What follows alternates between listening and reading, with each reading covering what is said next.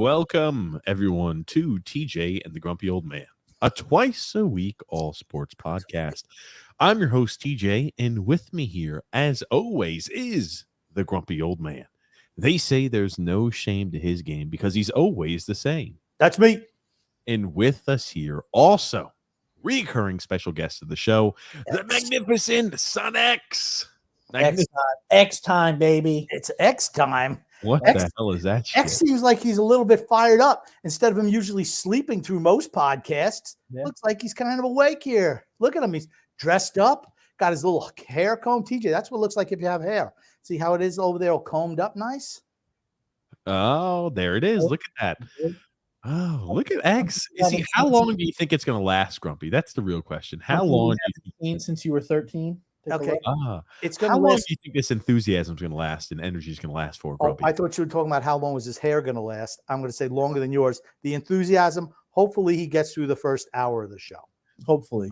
We're hoping for. The first hour of the show. I drank a little bit of a caffeinated soda, so hopefully the energy will be picked up a bit today. Bigotry of low expectations for Son X. What type of soda did you drink there, X? Actually, I have it right here. Diet Coke, baby. Mountain Dew. Anyway, John Daly special right here. Where are your cigarettes there, X? John Daly and Phil Kessel special right here. Oh, goodness. But for those of you who are new to the channel, this is a twice a week all sports podcast where we talk anything and everything sports. So if you're new to the channel, we talk NFL, we talk NHL, NBA, MLB, college athletics, world football, aka soccer for those who are unaffiliated. We talk in fan fights. We talk anything and everything sports. So, make sure if you enjoy this content, you like what we do, make sure, number one, to subscribe on YouTube, right? So you don't miss out on any of the content because we go live every single Thursday, 9 p.m. Eastern Standard Time, and every single Sunday at 8 p.m. Eastern Standard Time. So make sure you subscribe on YouTube, you like on Facebook and follow on Twitter, and also leave a thumbs up because apparently that helps the algorithm, helps get this fun time out to the masses. A 5-star review. Yep. So you got to go ahead and type in the description 5-star review. Those comments for the Grumpy Old Man. He loves that. Good gracious. But today we've got quite a few fan fights to talk about. West Ham and the fans mixing it up. Holy shit. Against AZ Alkmaar. The players too. We're mixing it up with the fans in the stands. It was wild. First time we've seen something like that. That's for certain. We'll talk about their brawl with AZ Alkmaar. We're going to go ahead and talk as well about little Jackson Mahomes. More and more details came out about his sexual assault. Lock him up. Lock him up. Holy shit, X over there.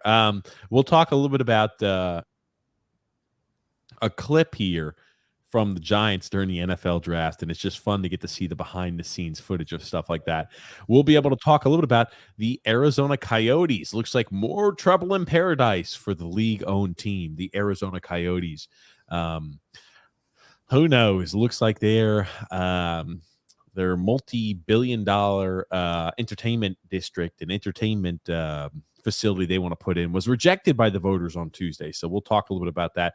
We'll talk about Jokic off to a fantastic NBA playoffs, which is always fantastic to see as well. So, it's going to be action-packed. It's going to be fun. It's going to be fun-filled, the Grumpy Old Man and Son X. Mm-hmm. But, always the best way to start off the show with a little bit of lunacy from the Ump Show.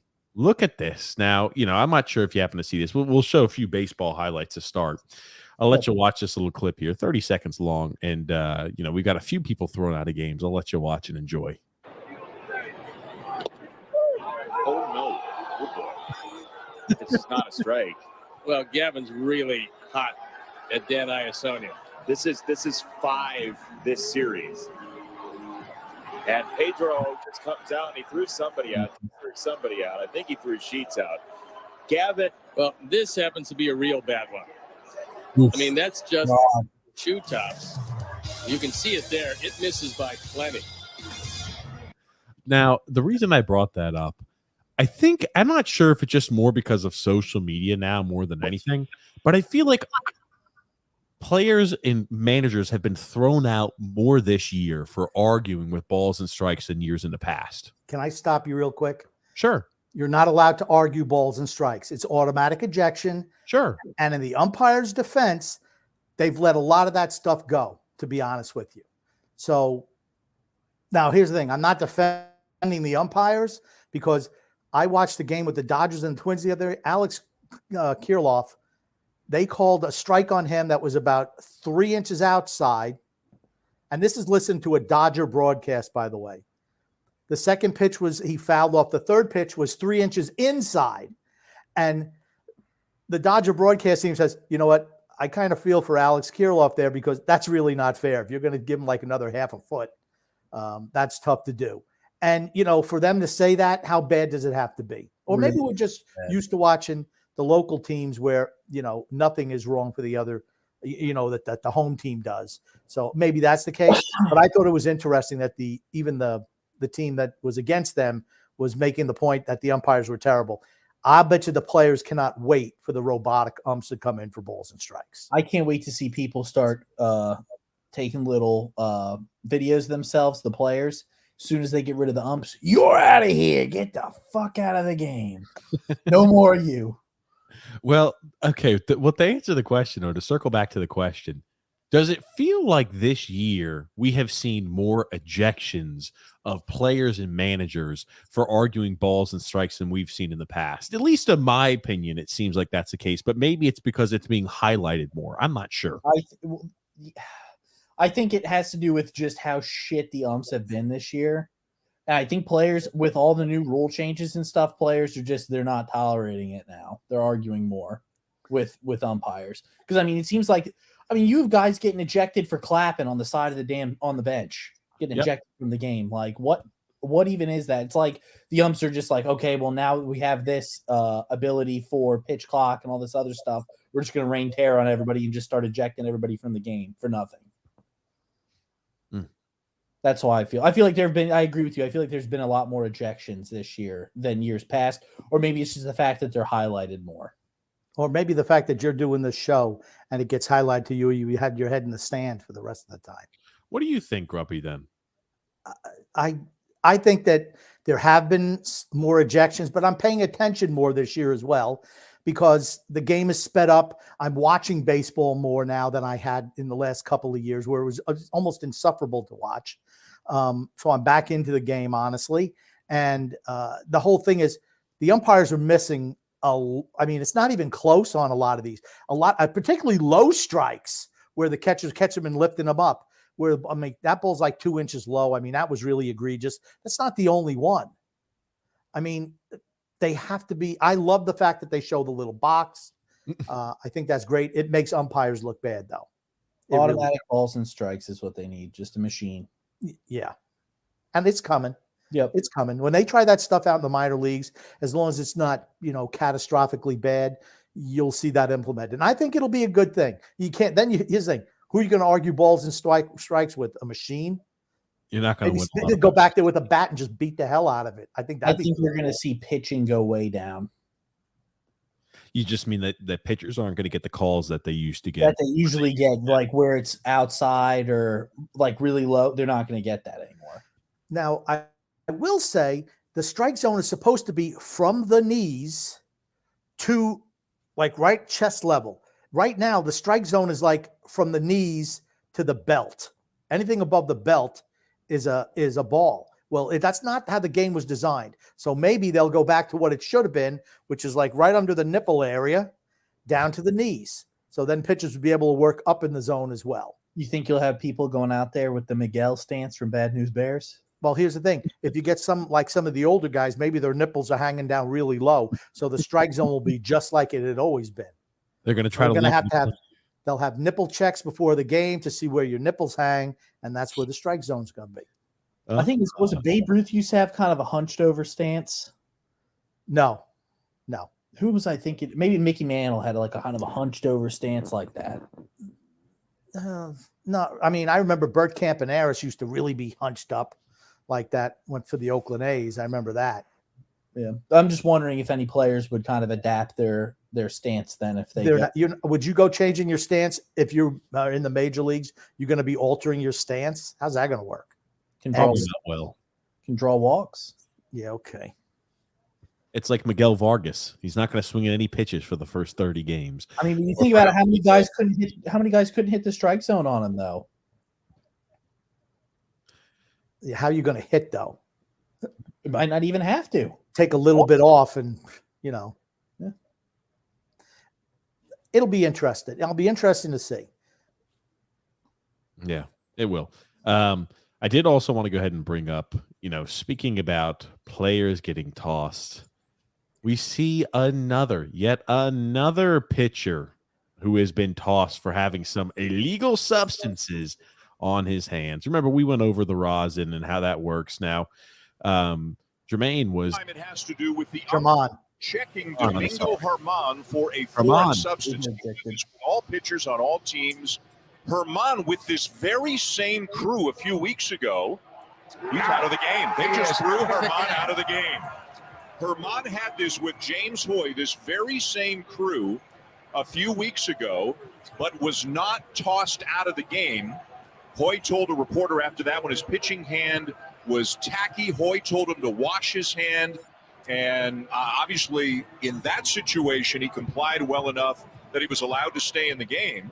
But the umpires have just thrown Domingo Germán out of the game for evidently a foreign substance of some sort. And if he gets the same treatment Max Scherzer got, he's going to get a 10-game suspension. 10 games. That's what Scherzer did. And Scherzer continued to say it was rosin and perspiration that made my hand so sticky. But now a pitching coach comes down. It has. So we're seeing a lot more of this. Now, what do you think about that for the game of baseball, too? Is that something that excites you? Are you happy about them, I guess, enforcing the rules? Is that something that makes you happy? Do you feel like it slows down the game? Do you feel like it affects the game in a negative way or a positive way, things like this? I mean, I get where they're coming from the standpoint, like you don't want to be using foreign substances to like defect the ball or get a better grip on the ball. Like I get that. But then at the same point in time, you're checking the players' gloves after each inning, checking their hands, checking their pants, their belt, everything. It's annoying. I don't like it, but I understand where they're coming from on why they do it. I don't think they do it all the time. I think it's at the request of the other team. Yes, it is. It's at I the thought request. it was after every inning. I don't think it's after.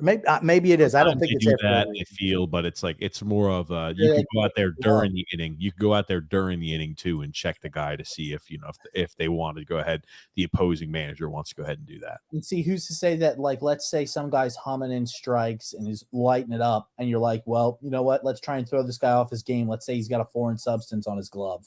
That's what the Mets. That's what the Mets did last year to Joe Musgrove. Yep, and he never let him forget it after he beat them.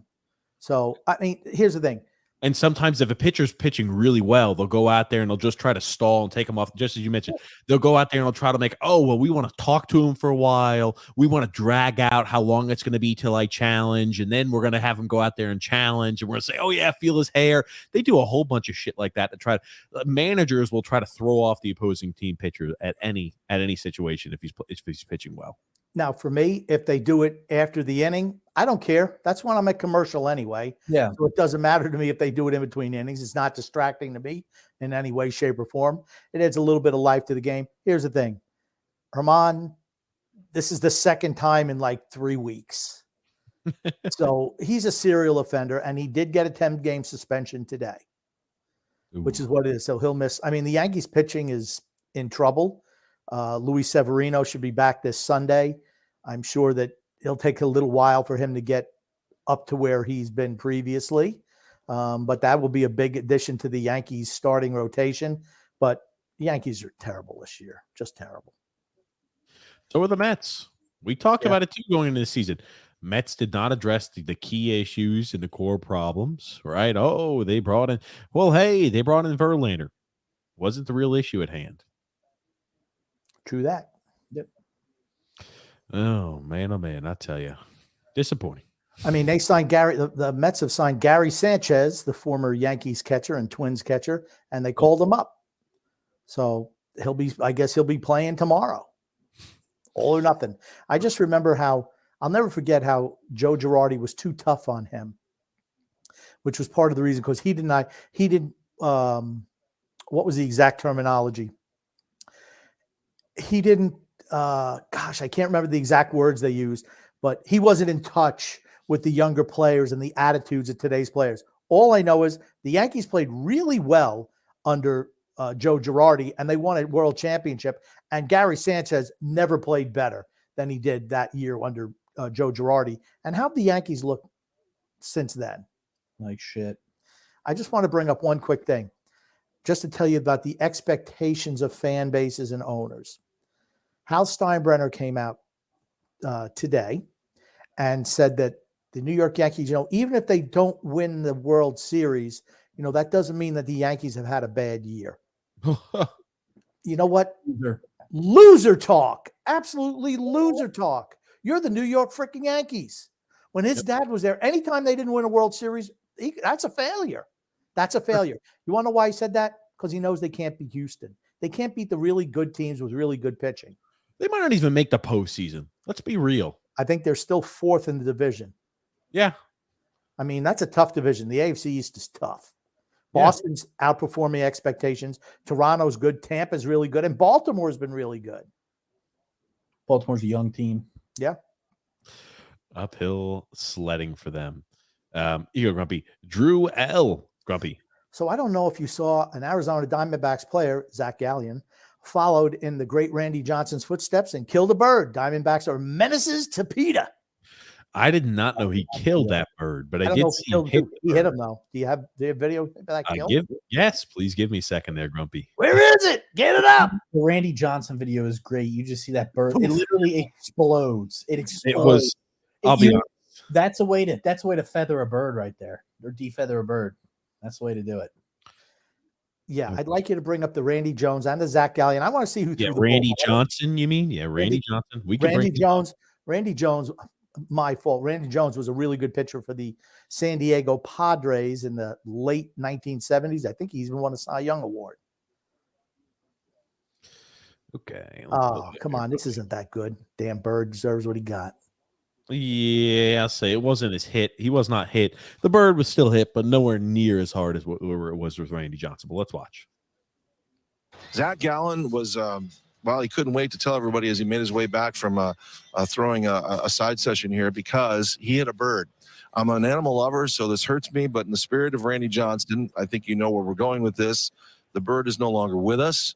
I know Zach Gallen took some time to recognize that, but he hit it with a curveball midair, mid-flight, and our cameras caught it. Zach Gallen was Randy Johnson hit that bird with 100+ mile an hour fastball. He took some time to recognize that. What the hell is that? Bird? There's 1,000 of them all over the place. Hey, you know what? I the same thing about birds as I do with people. You're not allowed on the field. You get what you get if you're on the field, birdie boy. Well, here's the thing. I mean, it just happens. Randy Johnson's. I mean, it's just an explosion. The bird just. I mean, I'm not wishing the bird was dead, of course, but it's not like Gallion, saw a nest up there and just starts chucking balls at it, trying to kill eggs or anything like that. I mean, he just threw a ball and he accidentally hit it. I just love to see the Randy Johnson hitting the bird. And then I'd like to see Randy Johnson pitching to John Kruk. Those are the two biggest things. The more and more Grumpy keeps repeating himself makes me not want to pull up the clip. How many times has he told me, X, that he wants to see the Randy Johnson hitting the bird? What has it been, 10 times where I've said, we'll pull that up afterwards? It's give the Grumpy what he wants. Give him what he wants. Yeah, give me what I want. Why you got to be like that? Now I don't want to give you what you want, Grumpy. Why you got to be a hump? Come on. I've got an issue with he wants Randy Johnson killing bird video now. He demands it, TJ. We've watched this video. I don't even know. Maybe a few months ago we watched this video. So it's always fun to watch it again, damn it. It's always fun to watch. Make it big screen too. Put it on big screen. Oh, should I make it big screen for you, Grumpy? Is that going to help you? And make sure you bring a Randy Johnson against John Kruk. Oh my God, they're not going to show us the actual explosion, please. Oh, what? Why not? Well, that was probably too not safe for work. You go, Grumpy. Boom, baby. Every feather came off that thing. Skabloosh. I mean, nobody even had to pick they didn't even have to pick the feathers off the bird to cook them that night. Boom. With how small that bird is, I don't think they're eating that, Grump. Boom. Not anymore. They're not. That's an order of chicken strips right there. There you go. Nice. Chicken strips. I like it. Now Pete is coming after us. I tell you, now Pete is definitely coming after us. It was just, I just remember it was funny. Well, not funny. Certainly wasn't. Let me just say it was not funny for the bird. I'll go that far to say that. Yeah, Grumpy, this guy over here is pouring his heart out, who just spoke earlier, how they had to take time and recognize what he did, and you're over here laughing about how this bird got changed into chicken strips, Grump. Well, people usually bring shotguns when they go hunting. Randy Johnson just brings baseballs. There you go. X knows what he's talking about. There it is. Grumpy, has this satisfied? TJ's the Prince of PETA over here, and we're just the other side of the equation. That's all. It's not even that. It's not even that, Grumpy. I'm just kind of like... I just like, man, I mean, those feathers all over the place. It just I will say that. I mean, it literally like exploded. That's like cartoon explosion. Yeah, it's wild. Yeah, it is. It is. But everybody knows that clip. Everyone remembers that clip. Now, do you have the John Kruk, Randy Johnson clip? No, Grumpy. Because I just want to show when John Kruk reacted the way he did. You understand after this bird video why John Kruk would react the way that he did. I mean, okay, let's get you next one. Because I mean, that's a really good clip. As a matter of fact, it's one of the all-timers. I'm surprised you have never. Have you ever seen it? Yes, I've seen it. Everybody's seen this, Grumpy. I'll get a pull up here in a second. Jesus, yeah. I mean, I just feel for John Kruk. I see what's going through his head in the All-Star game after he sees some bird get exploded. I mean, he doesn't. Oh, look at this, Patrick Mahomes. And Jake, I'm telling you, Grumpy, with all these requests, woo! Look at that. That's over the top of the head. It's like, hey, it's slick. Whoa! He didn't like that. Like, who? Patting his chest. Fanning himself off. Johnson has had pitches blocked at as much as 102 miles per hour in Major Ask the League bird how far ahead This he got hit ball with. obviously just getting away from him, but watch the reaction of John Kruk. Would you say his heart is palpitating a bit? when the second half resumes on Thursday. Look at the next step. I don't blame John one bit. he's terrified of the ball. Whoa, look at that shit. Look at John Kruk. It's the All-Star game, right? It's the All-Star game, but Jesus, look at John Kruk over here, just like, oh man. But the third strike is the best. This one's the best. There's a third strike. Hey, look at the unit over here. Look at Frank Thomas. He's like, I'm on the juice. Definitely not on the juice. It's Jim Palmer, the pitcher. You knew that was gone. John had no chance. And I think the next time he came up, he turned his helmet around backwards and went to the right side of the box. Yeah. I mean, it was great. Yeah, he was afraid of what happened. He saw what happened to the bird. You could understand. And he throws one over his head. He's like, I don't need my feathers getting shot all over the field. I don't blame him. Oh, good gracious, Grumpy. Goon, grumpy old man. Last night was probably the best ever call-in show that Islanders Never Say Die has hosted. I'm so proud of both of you that I feel like crying. There it is. Thank you, Goon. Hold on, TJ. Hold on. Yeah, you love that, don't you, Grumpy? Drew L. Grumpy old man. So TJ, last podcast, you should have changed the episode name from Islanders Never Say Die to Islanders Never Say No to Business. I don't know what that even means. I don't know. Never say no to business. I don't know. Goon Grumpy. Is John Morant a good role model for the young and impressionable? No. I'd say, unless you're in the Ukraine or Russia, I'd say probably not. He was a guy who wasn't from the streets, but acts like he wants to be in the streets. I couldn't tell you too much about him, but I will tell you this. I'm kind of shocked that he does this for a second time in a row, right? For those unaffiliated, he got in a little bit of trouble, got a little bit of a run-in. He was flashing his gun on an Instagram live and, put in the no box. You're not supposed to be doing that, right? You're a face of the NBA. They don't want to go ahead and associate the NBA with violence or gang culture or gun culture like that, where if it's like, people are like, oh, well, how is this different than a guy holding up and going shooting or going out to go hunting? It just is, it's different when you're over there, I guess just kind of like, hey, we're at the club, we're brandishing our guns, or hey, I'm out here trying to hunt a deer or something. I assume it just has a different connotation. It just does. But you're in a spot to where for the second time in a row, and what was it, about 2-month time frame, he's over here flashing a gun in the vehicle, just driving down, flashing his gun off, laughing around. It's just, I think he would have been, I don't know. I was going to say, I think the big issue with the first time was he was traveling with the team with the gun. That was the big thing, because he had the gun on him during an away game. It was after an away game that he had it on him. So he obviously traveled on the team plane with the weapon, which you can't do. And then he already had the warning, like, hey, you can't be doing this. And then not even a month later, woo! Here we are. As DJ Khaled says, another one. It's just, you got to be smarter, right? Yeah. Don't you have to be smarter? I agree. It's just so, why do you need a gun? First of all, just driving around the streets. Why do you need, I don't understand it. To show how hard he is, Grumpy. Yep. Show how hard he is. I don't know. It's just kind of dumb. It's got him in the pocketbook. I don't know how they will suspend him. Absolutely. They're going to make an example of him. It's the second time. It was the first time, right? The first time, like, they let him off the first time. Yeah. Yeah. They just said, don't do that again. They suspended him the first time too. And it's like to do the same exact, you know what it's like? It's like, who the hell is that Jordan? Who the hell is that big fat D tackle who was drafted from Georgia? Oh, I was going to say Davis. Jordan Davis. It's like Jordan Davis getting in a drag. He was racing on the back roads, and he's been arrested for that. And his friend wound up dying there, racing on the back roads. It's like if he got arrested and he was out there the next weekend doing the same stupid shit. It's like, there's repercussions for this particular action, and you still do the same thing. Right, wrong, or indifferent, right? However you feel about it, you were just penalized for it. Now you do it again. I was going to say it's more so like Josh Gordon with the weed. I don't know. No. Josh Gordon was bullshit. Josh Gordon stuff was absolute nonsense. Dude, you got caught. When you enter the NFL drug policy, whatever, you can't even drink alcohol. They don't allow you to do that. So the last time he showed up under the influence the next morning of, because they could just say, hey, we're going to be here at 4 or 5 in the morning. You're there. You just have to go ahead and take a piss test.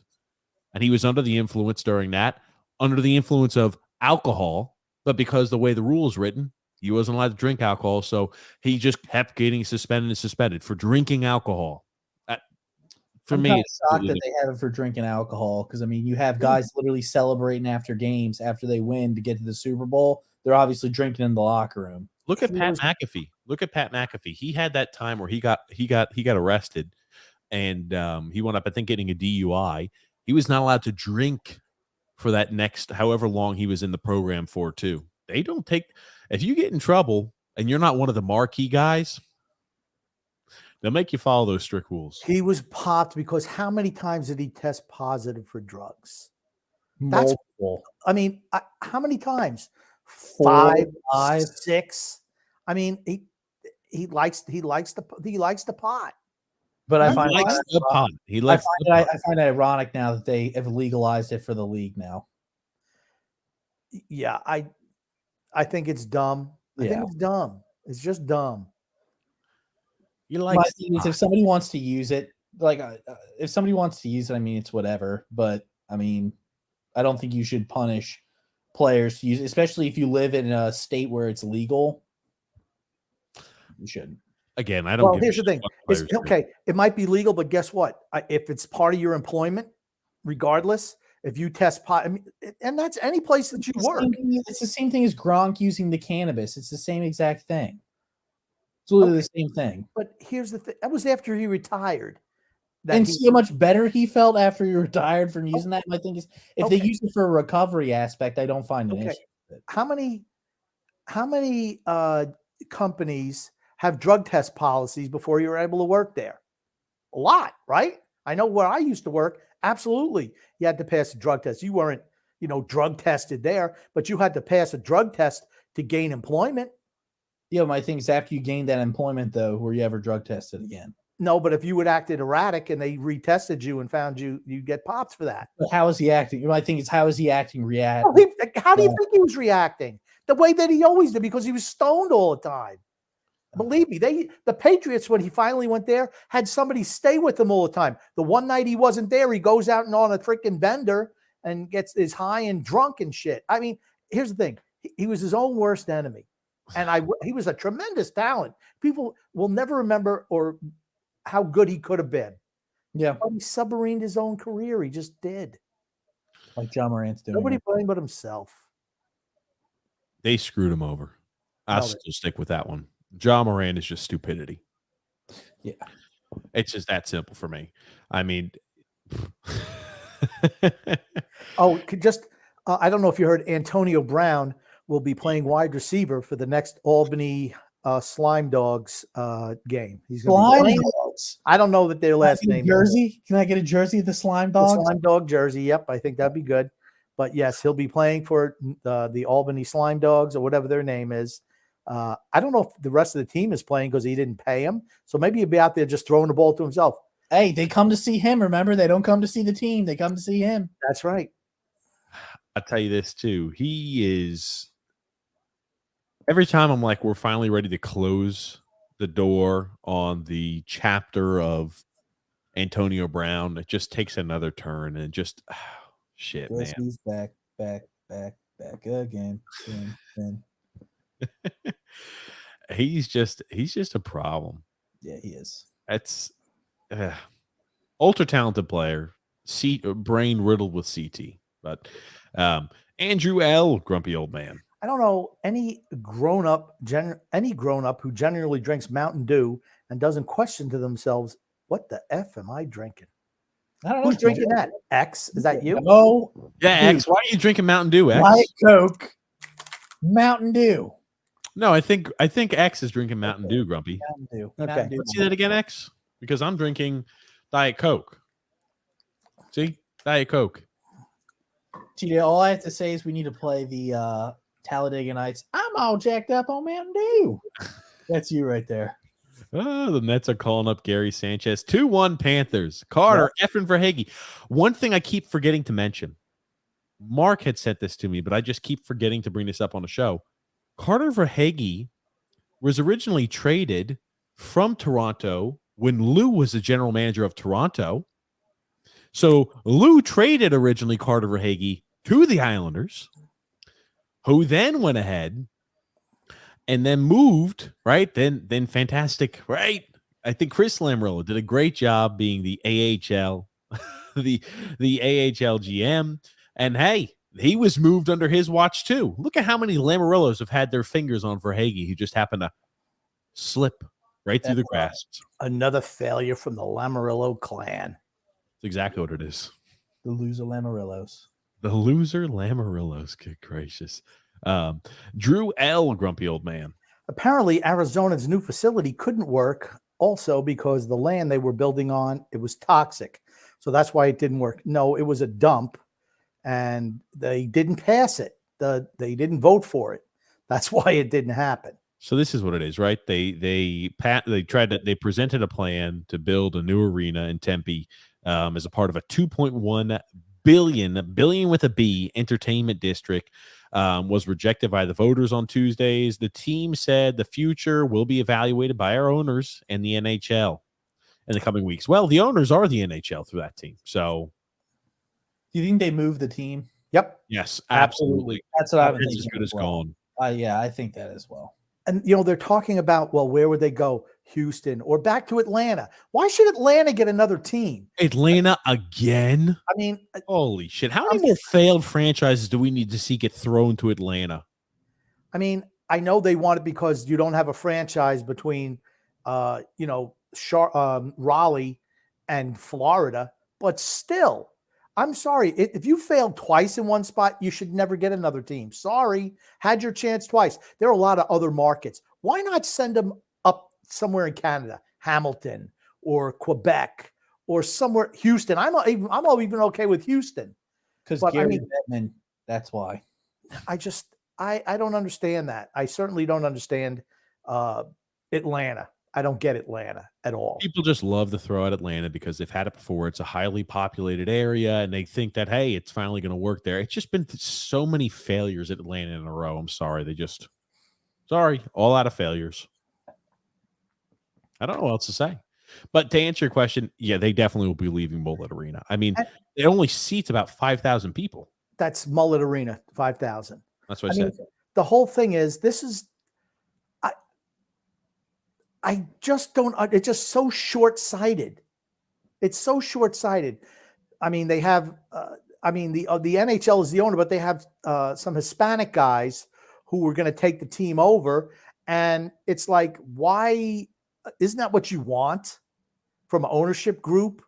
You know, you want the diversity thing, and you finally find somebody, and they don't want it. Okay, well, see you later. They can't make the people vote. I mean, like, the people are going to vote the way they want. It's as simple as that. But a lot of it was because, the prior owners didn't even pay off their debts they owed. So why should we give new owners a chance? That was kind of what the thought process was. Yeah, the old owners are gone. Yeah. Okay. And it was the NHL who missed the payments. The NHL missed the payments, not the ownership group. It was the NHL when they were running the show. They missed the payments. I mean, I don't know. To me, it's nonsensical. It's just dumb. Because sports teams bring in money to areas. It's an economic boom for everyone. It is. And if you have stable ownership and a team that it wins, you're going to bring money in. But it was a whole complex that they just turned down. It's just dumb. So just leave it as an old garbage dump. That works. Just stupid. And here's the thing. It's not like they were asking Arizona to pay to build the arena. It was all going to be through private financing. It's like, oh, well, you're going to have to give them tax breaks. Well, so what? You reap the benefit at the end. It's just so short-sighted. Business-wise, it's just short-sighted. Stupid. You see, it's just like, think about when the Islanders originally tried to get, the Lighthouse project approved. And think about all the freaking stumbling, or how many times the Islanders stumbled and how many how many hurdles they had to go ahead and jump over. It took a while. It's the never happened. Thing is, Arizona just doesn't until you got new ownership. Yep. And they moved. That's why Charles wanted the team. He wanted to develop the land around that hub. That's what he wanted to do. That was his number one goal. And they wouldn't let him do it. Okay, whatever. See you later. See ya. That was it. Yep. Got a comment here from James F. Grumpy. Another Yankees win. They're playing better now. Hicks finally getting some good hits. Well, they got Judge back. That's the big reason. Aaron Judge is playing. I was about to say, I want to talk about that. Aaron Judge is on a freaking streak. So let's talk about, he originally got called out for them trying to steal signs. And that's why he hit 2 home runs in a game. And you know what he said? Stick it where the sun don't shine. I'm hitting a home run in each of the next 2 games. Well, what he said was there were guys in the dugout who were heckling somebody, and that's why he eyeballed them. The pitcher said that he was tipping pitches. The pitcher who gave up the home, he said he was tipping pitches. So, whatever. Sounds like a personal problem for him. No harm, no foul. That's why I look at it. Sure. But he's playing well. Let me ask you this now. Speaking of other players who are playing well right now, Grumpy, have you seen how our boy Pete Alonso is doing? Hitting a lot of home runs. Home run. He's on one of these burners right now, one of these heaters. And you know, when guys, streaky hitters like that, they get on a streak, watch out. The Panda. Just a little mere 16 home runs. Leads the MLB in home runs, Grumpy. Hit one again tonight, too, so it's 17. Oh, shit. Okay. Here it is. Pete Alonso. I mean, off to a good start to the season. Could you see him entering as a favorite to win the NL MVP? It's early yet. Over who? Ronald Acuna? Stop. No. No. You don't think so? No. No. No. Home runs aren't everything. Look at Ronald Acuna. Look what he does. And he plays defense, too. Tremendous defensive player. Ronald Acuna is... all right, here's the thing. You're at the freaking, the quarter pole now? Sure. Okay. You know, it's really early. But still, right now, Ronald Acuna is the front runner in the National League. And Shohei Ohtani in the American League, without a doubt. Those two Acuna's hit 4 home runs in the last 4 games. He's hit a home run a game. Well, I'm not saying what he's done the last 4 games. I'm just saying on the season. Sure. I mean, on the season, he's hitting right now 340, 345, 18 stolen bases. He leads the MLB in stolen bases. He's got himself 58 hits. He leads the MLB in hits, 40 runs. He leads the MLB in runs, 11 homers, and 27 RBIs. he's good. Really good.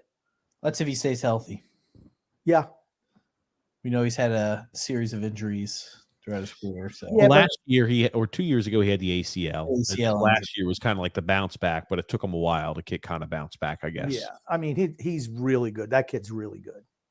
yeah, no, I'm not saying he's not really good. I'm just saying he's had injuries before, and can happen again. It's true. It's true. The only thing I can think about, the more and more home runs that Aaron Judge hits, and the nicer those numbers look, the more and more it solidifies his case and his claim to be in a first ballot Hall of Famer, Grumpy.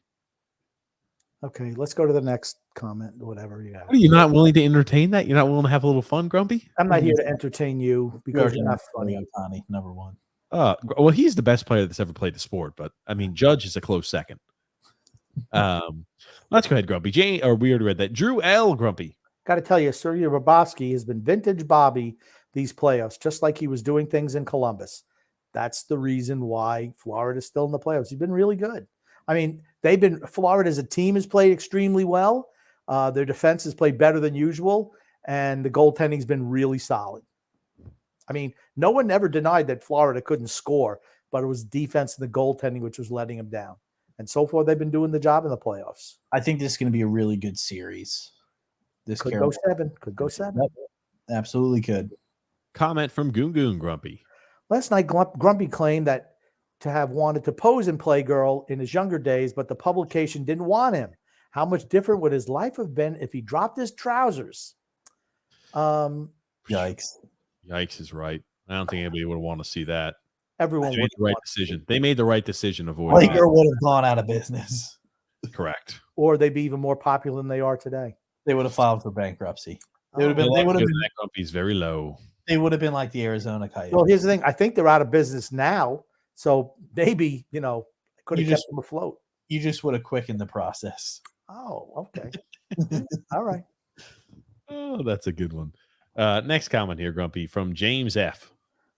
As far as the Yankees, I'm concerned about who is the Yankees closer. Right now, I think is it Holmes? Holmes or King? I have no idea. Michael King or Clay Holmes? I think it flip-flops back and forth.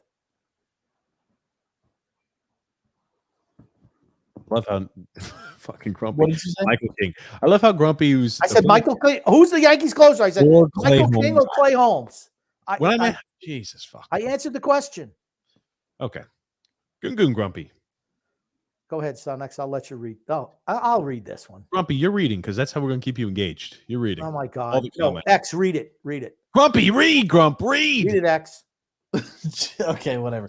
Hey, Son, Grumpy, said that you drink all the water like a thirsty camel, but run to the hills when it's time to replenish / stock them in his refrigerator.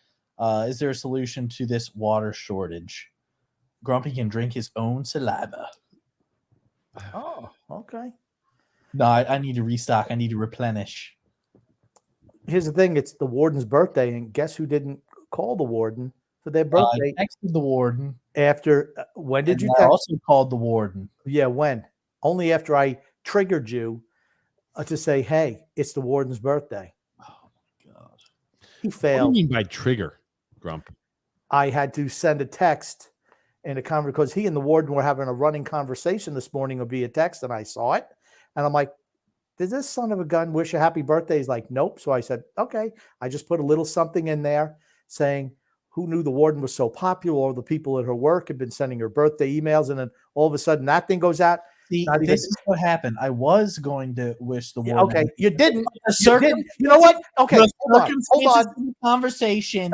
Stop. Hold on. Made me forget to do that. Hold on. You know what the circumstances were. Stop. Here's what happened. When he said I was going to do it and he didn't because some reason, it's just like the water thing all over again. He said he was going to fill up the water. He didn't do it. Let me ask you this. This was sent to us by Paul. Or Meatball Army says, "Who wants cold water? Who wants to put the water in the fridge? There Look you there. go. There it is. The people just don't want to put it in the fridge, Grumpy. That's right. Who wants cold water? But nobody wants to Me, put it in the me. fridge. Oh, X, how does that make you feel? Do you feel outed? Do you feel like they're coming at you, X? I feel like Grumpy's precious water is the only. Grumpy's water is worth more than gold. No, I asked you to fill up the water. You said you were, and you didn't. Because just like the warden's birthday today, yeah, I was going to call it, but I didn't. There was a fire around the area that we live in that was massive. And I was hoping we were texting the warden to make sure that she was okay because it was around where she worked.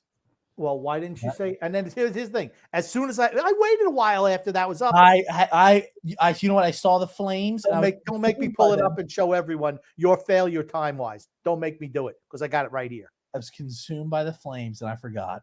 Yeah, if fire was anywhere near you, it was in the South Park area, which is where you could see it from where I was. Oh my God. Hold on, you could see flames from where you were there, X, huh? Certain parts of town, yes, you could see the flames. He saw a little bit of smoke or a cloud that he thought, look, they're still trying to put the fire out right now. Oh my gosh, it's made national headlines, Grump, I guess. Let's get back to some more comments here. Goon, Grumpy. I think it might have solved the mystery. Son X currently resides in the Grumpy Mansion. No, he does not. Nope. Oh, there it is. He used to reside in the Grumpy Mansion, but nope. James F. James F says, Grumpy, when is the last time you saw 2 outfielders and 5 infielders? And when you saw 2 outfielders and 5 infielders in an inning in a game? Boone, very lucky that worked. Please don't do that again. I guess I don't know what the situation was. So I did not see that in tonight's game. Did not see that. But it must have been a situation where maybe they were a bunt situation or something. I don't know. All righty. My Little Brownie, Grump. And I sent TJ this earlier today. I'm glad My Little Brownie brought it up. Nadal withdraws from the French Open, which he's won 14 times, announces a retirement. What? He owns the French Open. Yes. He consistently wins the French Open. Why don't here's the thing. If you want me to read the comment, let me finish reading the comment before you chirp in. Look at this motherfucker. Okay. Let's just have that as part of being. Hold on. Let me ask you this, Grumpy. Did Sunex come over there and not fill up the water fridge again for you? You know what he didn't do, though? He didn't interrupt me while I'm reading the comment. You just stay quiet like me, like a church. That's right. Like a church mouse. Nadal withdraws from the French Open, announces his retirement at the end of 2024. Only one of the big 3 left. Yep. Yes, and it's certainly tennis it's already diminished. When Federer retired, it'll be even more so. Nadal's been on a limited schedule. Jokic is on a limited schedule. And then you're going to go, and I'm not going to say the dark times because, I mean, the players are still good, but it won't be as enthralling as when it was those 3. And then maybe Andy Murray for a little bit in there where they were winning every major and it was always the same names. I think you'll see it more spread out. But it's certainly the passage of time, and Nadal has a hip injury. So who knows how much he's even going to play. But it is sad news, without a doubt. Yeah, those 3 were dominant for years. And I mean, 20 years. Yeah, you're not going to run into that for a while, I think. Yeah. Goon, Grump. The Mets slithered out of the toilet last night and this afternoon and showed some fight. Will they play it tight? X, what do you think? I really haven't watched Mets games, so I mean, I'm just gonna make a guess and say sure. I think they will. They beat the Rays today by 1. I think 3-2. If I recall. But Grumpy, Drew L. Domingo Hernan, serial offender, serial scrub, serial girlfriend beater, aka what is he still doing on the Yankees? Now I believe Drew a Yankees fan or a Mets fan? He's a Yankees fan. I remember this, Grumpy. Come on. Pretty soon, I knew that was the answer. That's why I asked it. Pretty soon, he's going to be rooting for the Yokohama Giants in a few years. The Oklahoma Giants? Why? Yokohama Giants. You keep calling them Oklahoma, DJ. What the hell are the Oklahoma Giants, Grumpy? Yokohama.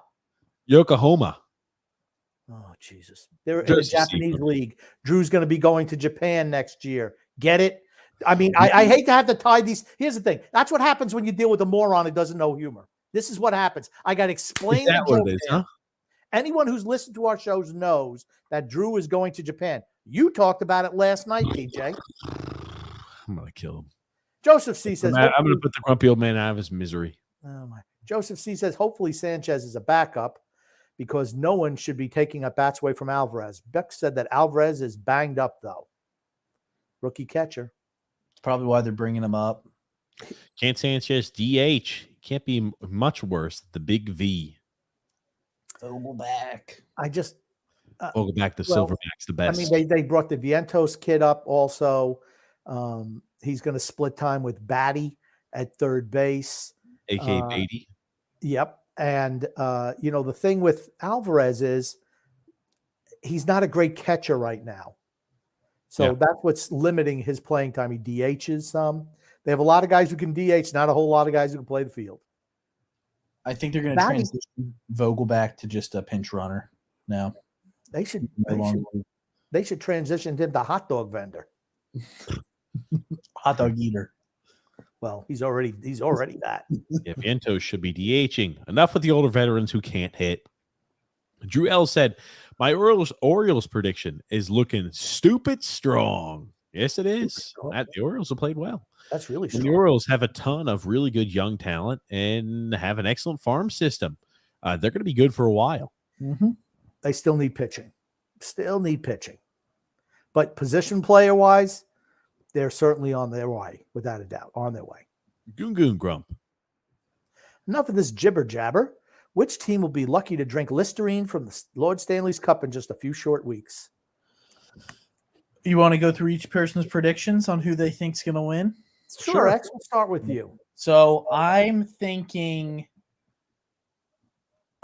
Carolina wins the East, and I think Dallas beats Vegas, and I think Carolina wins the Cup again. Okay. Grumpy, what do you think? I'll let you talk, DJ. Go ahead. Dallas. Simple. Go ahead, Grump. Dallas. Well, who do you have winning the East? It's a moot point. I think Carolina has no chance to beat Dallas. None at all. And I think Florida, they just have a hot goalie. They've played well. Paul Maurice is a shit coach. Sorry. That's about as easy as it comes. Dallas wins the Stanley Cup. I had them going to the Stanley Cup Finals. I had them losing to Boston. Without Boston in the picture, Dallas wins the Stanley Cup. Okay. I'm going to go with Carolina. There we go. They're their team closest to where I live right now. I'm going to root for them. And I also think who are you rooting for? Who do you think's going to win? I'll go Carolina. I think their coach is really, really good. Brendan Moore. A battered and bruised up Carolina team wins the Stanley Cup. That's Teravainen's back. Okay. So that helps him. Is Svechnikov back? Is Pacioretty back? No. Okay, good. Just was checking in, Grumpy. They don't need him. They haven't needed him thus far. They didn't. They're losing today's game. They're losing today's game at home. It's tied right now. Thanks for watching. Well, I'm not watching, believe it or not. I'm on a podcast with you guys. I'm not watching the fucking game. I'm on a podcast. My phone. If you looked at the comments, it told you the game was tied. Grumpy, you're watching the game too. If you looked at the comments, the game is tied. I'm not watching the game. Here you go, Grumpy. You got more comments. You got more comments to read, Grumpy. John M. Johnny Mac, Grumpy. You got all these comments to read, Grumpy, and not enough time to be paying attention. Here's the thing. I like doing the comments because then they're read correctly. We don't have to worry. We don't have to put different words in or anything like that, or create words like defensive back Cooper, for instance. You're not going to see that when I read comments. Maybe they won't be as entertaining. Maybe it won't be as entertaining as TJ butchers every comment. That's fine. I'll read the comments. Johnny Mac says, good evening, TJ Grump and Son X. Or as TJ would say, good morning. See you tomorrow. Yeah. You're trying, Grumpy, but it's a far miss. Johnny Mac says, here you go, Grumpy. Let's read this too. You're reading all the comments. To keep your eyes off the TV. Oh, my God. Wandering eyes, Grump. TJ, maybe have Son X read the promos. It might help him come out of his shell and contribute more. Actually, Son X has been a little bit more on fire today, which we like. Oh, it's because he's drinking the juice. That's what it is. The magic juice. The John Daly special right here. Yeah, what did John Daly used to put in his drink, though? Jack Daniels. Yeah.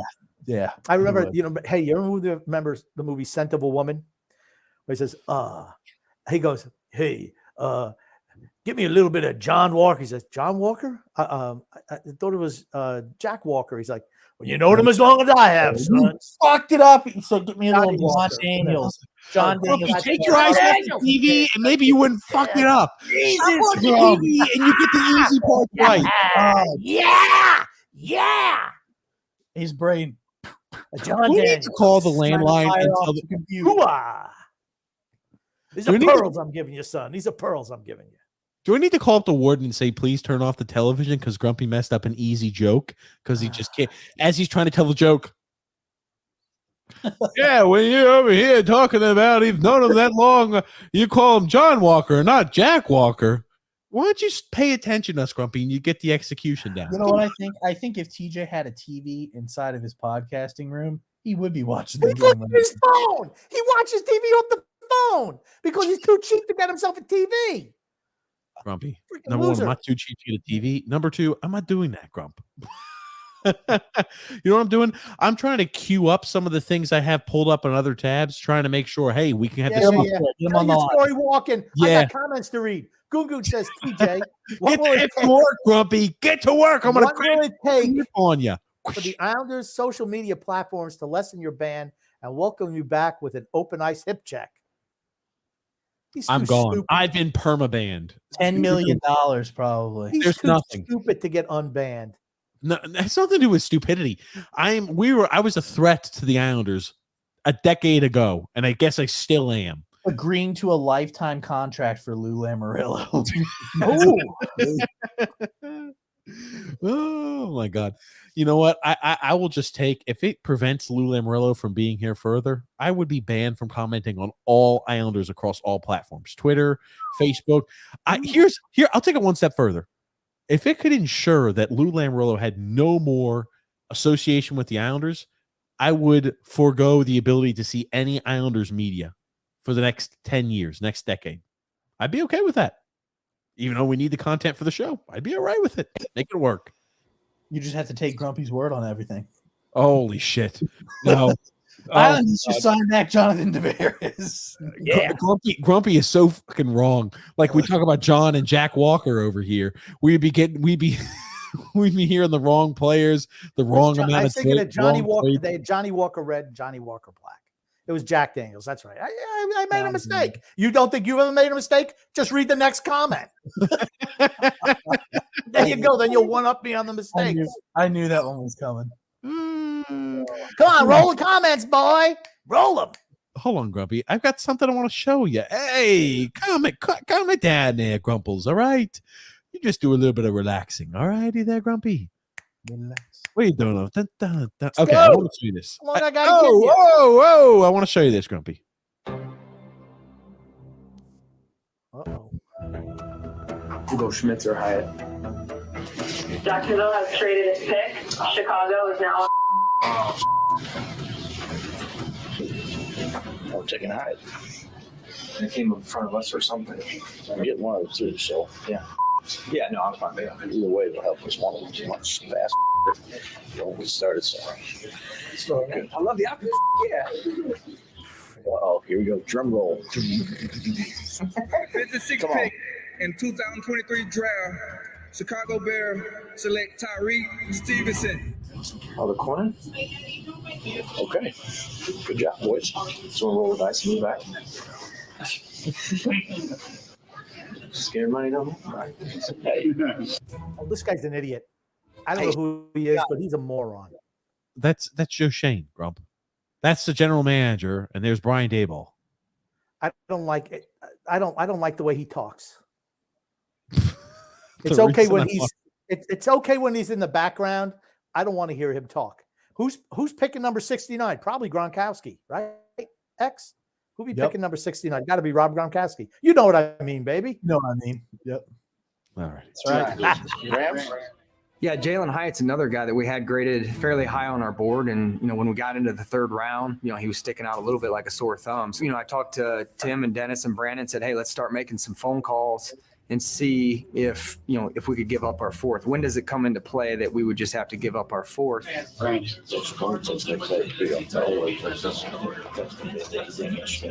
R2 and 4, so it's 89 and R4. 89 and 128 score. Yeah, you gotta execute first trade, Dave's. Dave's is like, hey, what if I text McVay? I'm saying, yeah, go ahead. So we typed in the terms, and Dave sent it off to Coach McVay, and eventually they called us back. All right, yeah, we'll do it. The Los Angeles Rams have traded their pick. The New York Giants are now on the clock. The New York Giants select Jalen Hyatt, wide receiver, Tennessee. Now, I wanna ask you about what you think of this. This is the first time I think we've been let in on how that kind of all transpires from start to finish. And I'll be honest with you, I like it. I really enjoy that. I like it. I really do enjoy that. It's the first time, and I think that you see more and more of the human aspect and the side behind the closed doors. I am all for that type of stuff. The thing that I find funny is the fact that deal was made pretty quick. Yet it takes 75 minutes on the damn clock for them to get the damn selection in. Shit. That's right. X is 100% right. Yeah. I mean, they see how fast that shit just happened, and it takes an hour and a half. Oh, finally, the pick's been in for the last 5 minutes, so you already know who's been selected, but they can't announce it for some unknown reason. Now, if the NFL wants to make it really exciting, just show the draft rooms as they happen. Or, in between picks. Okay, this is what happened between that pick, and see what they say. Yeah. In between, because it would actually give us content as opposed to us just sitting there, not doing anything, just watching stuff on repeat. Yeah. Sitting there just twiddling your thumbs there. But you're right. But it's nice to see that. I think if all teams had something like that, I'll tell you one thing: you would be able to very easily tell who looks like they're incompetent and who looks like they're a well-organized and prepared organization. You'll tell what teams have done their due diligence and what teams are prepared and what teams are just, yikes, general manager is not going to be able to cut it. Here's what I liked with the Giants, all kidding aside. The fact that the GM and the head coach are working together. Yep. Yes. You can tell that they have a relationship that works. That's good news for the Giants. Daniel Jones notwithstanding, I like what the Giants did this offseason. That was a big minus for me, is Sure. Daniel Jones. But other than that, I mean, I love what they did this offseason. What would be your thoughts if they did one of these for Lou Lamoriello Oh, for the Islanders? I'm going to say it would not result in something we'd be excited about. It's like, Fredo, get me a drink. Freaking Fredo. He would be communicating a Morse code or making sure that even like we were watching back. Go ahead, X. I say he's using a telegraph to get his picks in. Sure. No. Pony Express. Pony Express. He would not, smack him on the ass. Send him to the draft table. he would not tell. I think what we would see a lot of is Lane being like, what are we going to do here? And Lou just wouldn't be telling him anything. He'd just be doing, trust me. Or something like that. He's like, I've got this handled. Like we would see when watching back through it, we would learn absolutely nothing because he knows the camera's there. He's like, I got to be even more secretive. I cannot communicate with anyone. No. This is what you want to know what happened in the 2019 draft when the first round pick came up for the Islanders. Sure. And they say, hey, the New York Islanders select Casper Holmstrom at number 19. And Lou's like this. He's like, yeah, okay. Oh, shit. Oh, he was at the bottom of our draft list, not the top. I just said, oh, my God. That's what happened. That's how we got stuck with Casper. He picked somebody who was at the bottom of their pile, and he's like, shit, I had the paper upside down. That's how it happened. The printer printed this all fucked up. I can't see everything. It looks like I printed it upside down, but we've got this guy, Simon Holmstrom, at the top of our list. They need to have it live so we can see that. I should have saved that, honestly, for the Islanders Never Say Die. That's what I was about to say, but hey, it just flows naturally. Here's the thing. I'm going to redo that joke. Absolutely. So anyone who's watching, who watches the Islanders Never Say Die, get ready for that on Saturday night. You'll get to see the matinee showing. Yeah, you got the sneak peek. But I will have my glasses on, and maybe I'll wear a skull cap too. Good gracious, Crump. Oh man. Okay. Moving right along here. Drew L. Grumpy. Go ahead, X. Read it. Says Son X, I'm quoting what you just said about guns and baseballs. Oh gosh. Milo Brownie says Inter Milan against Man City. Go Inter Milan. Yep. Yeah, I'm rooting for Inter too. Our boys, the Real Madrid guys, got beat by Man City, and let's be honest, Man City's the best team this year for certain. For certain, they're good. It would be a surprise if Inter won. It would be a surprise. No way City wins. No way. I disagree. Pep Guardiola is a captain bottler. Okay. You just talk about how like Arsenal finds a way to bottle every opportunity. The same way that Man City found a way to bottle that game against Chelsea, they're going to find a way to lose this game against Inter Milan. And you know what you're going to see? You're going to see Romelu Lukaku storm his way back into good graces and score a freaking brace. He'll score 2 goals against Man City, and Inter Milan and Romelu Lukaku are going to beat Man City. That's what we're going to see. You realize he doesn't even start for that team, right? No, he does. He does. Absolutely, he does. He didn't in the last game. He's been a little banged up before that. He definitely plays for them. Here's the thing. I think that but he doesn't start. I think if Man City had played Real in the finals, Real would have beat them. In a one-off, Real wins that game. I just don't. They're not. Real has some issues, right? No striker, no left back, no right back. It's a problem. And Manchester City came to play yesterday. They were outstanding. Let's give Manchester credit. If they don't win this year, I don't think they ever win. This is the year for them. Don't worry there, X. I'm about to prove you wrong. I was going to say, I think it will be interesting to see what Erling Haaland does this offseason because Manchester City's offering him a contract extension. Will he accept? That'll tell you everything you need to know about him, whether he's staying there and he's in there for the long haul or if he's looking to dip and go to another team. Talk about Lukaku, just so you've got it. Lukaku. From the last league games. The reason he didn't play the third was, I think, because of the Champions League game. Scored 2 goals last time he played out there. Played against Roma, scored a goal. Was on the bench. 2 assists against Lazio. A goal and an assist against Empoli. Nothing against Manala. And then he had an assist. I mean, he's on fucking fire. Look up the last Champions League games, the last 2. Injured hamstring. Champions League. Played against AC Milan both games. Okay. 24 minutes and 20 minutes. Yeah, my point exactly. That means he came on as a sub. He comes on at the every single game he's come on as a sub in Champions League. He hasn't started a single one. You know who's going to come out there and make the difference? That's all right. You can say I'm correct. It's fine. Romelu Lukaku there, X. That's all I'm going to say. Don't worry. He's just going to gloss right over that, X, because that's what he does. Yeah. When he's proven wrong, he just knows on something. He's smiling. Look at his stupid grin. Romelu Lukaku X. He's like we know the Phil's song facts. about Romelu Lukaku. He's like Phil's facts. When he's caught, I'll just go on to something else. That's okay. On to the next thing. We don't have enough time to cover that. I think you should segment this into the video that I sent, DJ. What video did you send me? You know the one. Oh, sure. I mean, I was going to wait to show that till later. I was trying to get more caught up on comments, but it's a good time to show some of the fan fights. Now, West Ham players mixed it up a little bit. The best clip in baseball still goes to AJ Burnett breaking the car windshield during warm-ups. I don't know if I've seen that. I don't think I have either. Okay, let's watch this here first. So these are some of the fights that broke out here. I'll let you watch it here. This is between West Ham fans trying to get to their family, and you got the Ultras on and I'm going to forget how to pronounce her name.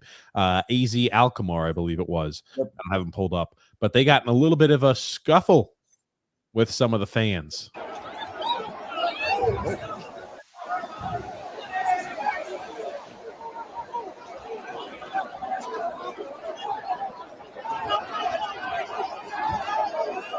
I don't know what's going on because we're in portrait mode once again.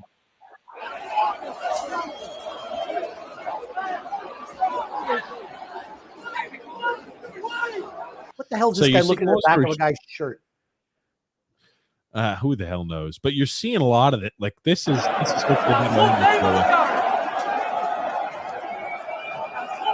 This isn't the one that I sent. I'm gonna tell you what. Overseas, these fans mean freaking business, and so do the cops. Well, ain't trust me, tolerating you'll this see. If TJ shows the one that I sent, you'll see what I mean by the fans mean business. Yeah, and here's the thing too. Yeah, absolutely. Here are the ultras between West Ham ultras and the AZ Alkmaar ultras. These are the ultras, just stand for like the super fans. They're literally meeting in the streets wearing black freaking hoods, wearing like face coverings so they can't be identified, and just beating the living shit out of the other teams fans and supporters. They literally just go out there with the chair. No, dude, they had one video. I don't think TJ has it. I sent it to him. Give me a sec. Give me a sec. X, send it to me on Instagram. Damn it, you can't send it to me on my text message. It doesn't link through. Oh, okay. Well, that's what I thought you told me to say. I already sent it on Instagram. Okay, I'll get it pulled up. Give me a sec. Another epic fail on DJ's part. It's phenomenal. The fight video is like, holy shit. It's crazy. All right, Insane. You're sending me a lot of bullshit here through this. My God. Oh, it's your fault. It's your fault, X. Of course. That Sorry. you send him things. Sorry. He complains you don't send it to him a certain way. You do send him that way. Then he complains about that too. What a Captain Complaino. Captain Complaino. Shit. Captain Complaino. That's a name that sticks. All righty, let you watch this.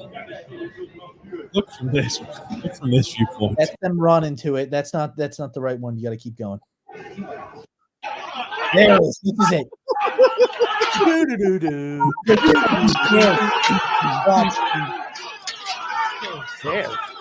Watch the guy at the bottom right.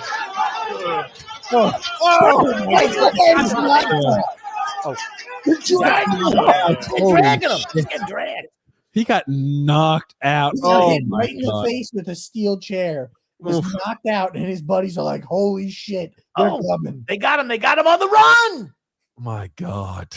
There's a movie everybody needs to watch if they want to learn about the English people and fan fights. It's called Green Street Hooligans. These people kill each other in the streets from fights. They're just football hooligans. That's all it is. Just some football hooligans. Right. Holy shit. Oh, yeah. Oh, my God. I'm going to tell you one thing. It looks like those West Ham fans are the ones who are taking the ass beating. This guy's got a WWE tryout. Oh, my God. He just, look at him, just getting drug along. It's not fun for me, but it's always fun when you see a guy knocked unconscious. They drag him. He's like, they just slide him along there. The West Ham runners. The West Ham runners over here is what they call them. Jesus Christ.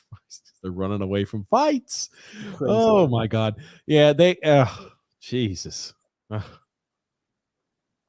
It's something. Their team might have lost on the pitch, but they sure as hell won off it. Jesus. Oh, wild. Yeah, wild to say the least. Absolutely, X. Wild to say the least. But let's get here back to some comments. I mean, there was a hell of a fight out there. That's always good to see some fan fights. TJ just can't wait to use that soundboard. The one button he knows. There it is. Embarrassing. It's embarrassing. Honestly, it's embarrassing. All right, continue. Drew says, TJ, do you not remember the guy who was trying to grant you a sponsor during the call-in show on a call? Never say no to business. I do remember that. Somebody wanted to sponsor us for hair supplements. Dude, perfect. Yeah. I just happen to think that maybe there was a little bit behind it that wasn't being so genuine. Their X. You get some free samples, dude. Oh, throw that name back. John Mack there, Grump. Question for each of you to answer. Will Toronto trade Matthews? No. Or Nylander by July 1st? No. Will they trade any of the two after the season starts? I don't think they're getting rid of Austin Matthews. No, they're not getting rid of Matthews. Maybe. He's the most valuable. Oh, I'm sorry. I should have answered that last. Go ahead, TJ and Son X. What do you think? I don't think they're getting rid of Matthew. I don't think they're getting rid of anybody. I think they're probably going to have one of the big three go, or one of the big four go. It'll be Nylander. If they move anybody, it'll be Nylander. It's definitely Matthews, but I think it's going to be Nylander probably. But I don't think they'll move Nylander until in season. I mean, you're doing major makeover. You move Nylander. Sure. And you're going to have to figure out all the cap ramifications. I think it'll be after July 1st. Joseph C. says, if Ja Morant was worried about being a target, just hire around-the-clock security. Lord knows he can afford it. Yeah. Right? What does he have to worry about being a target for? Who's going to go up there trying to shoot at an NBA All-Star or try to kill an NBA All-Star? Those kids from his private school are going to try and light him up. That's what it is. Quincy and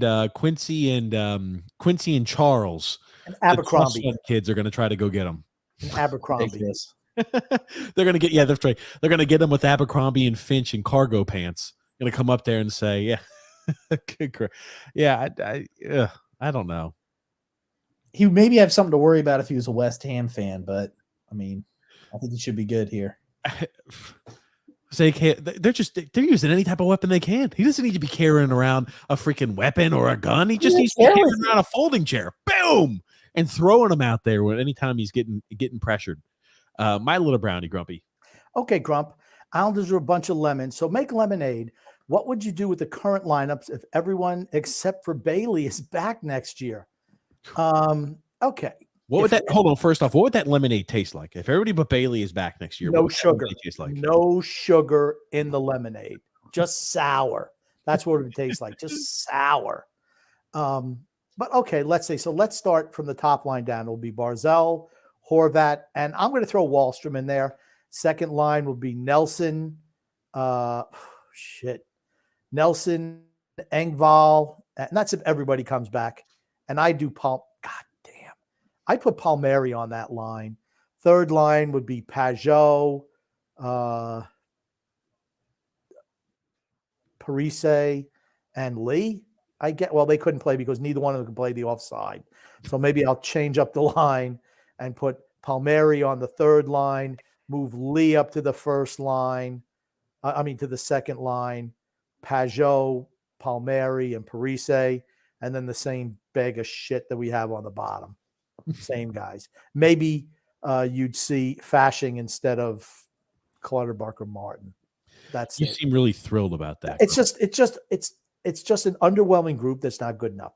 I don't see it. You have to be disappointed if they don't make any moves in the offseason. I don't see how you couldn't be, honestly.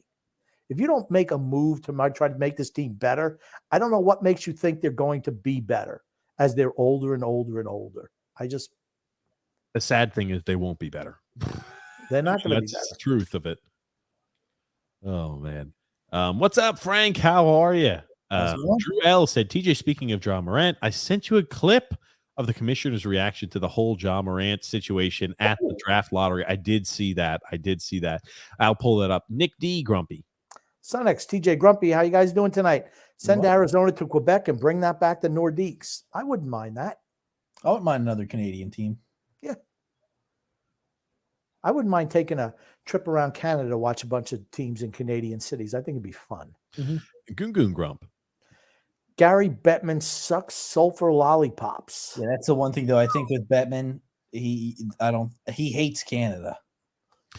I don't think he hates Canada. Now look at Silver here, Adam Silver.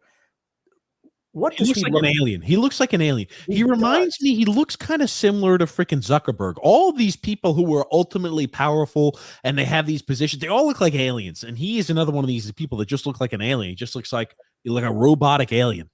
They just plug him in at night. I was about to say, they don't pass the sniff test. If I just bumped into this guy on the train or just was walking next to him, like, oh, what's going on with him?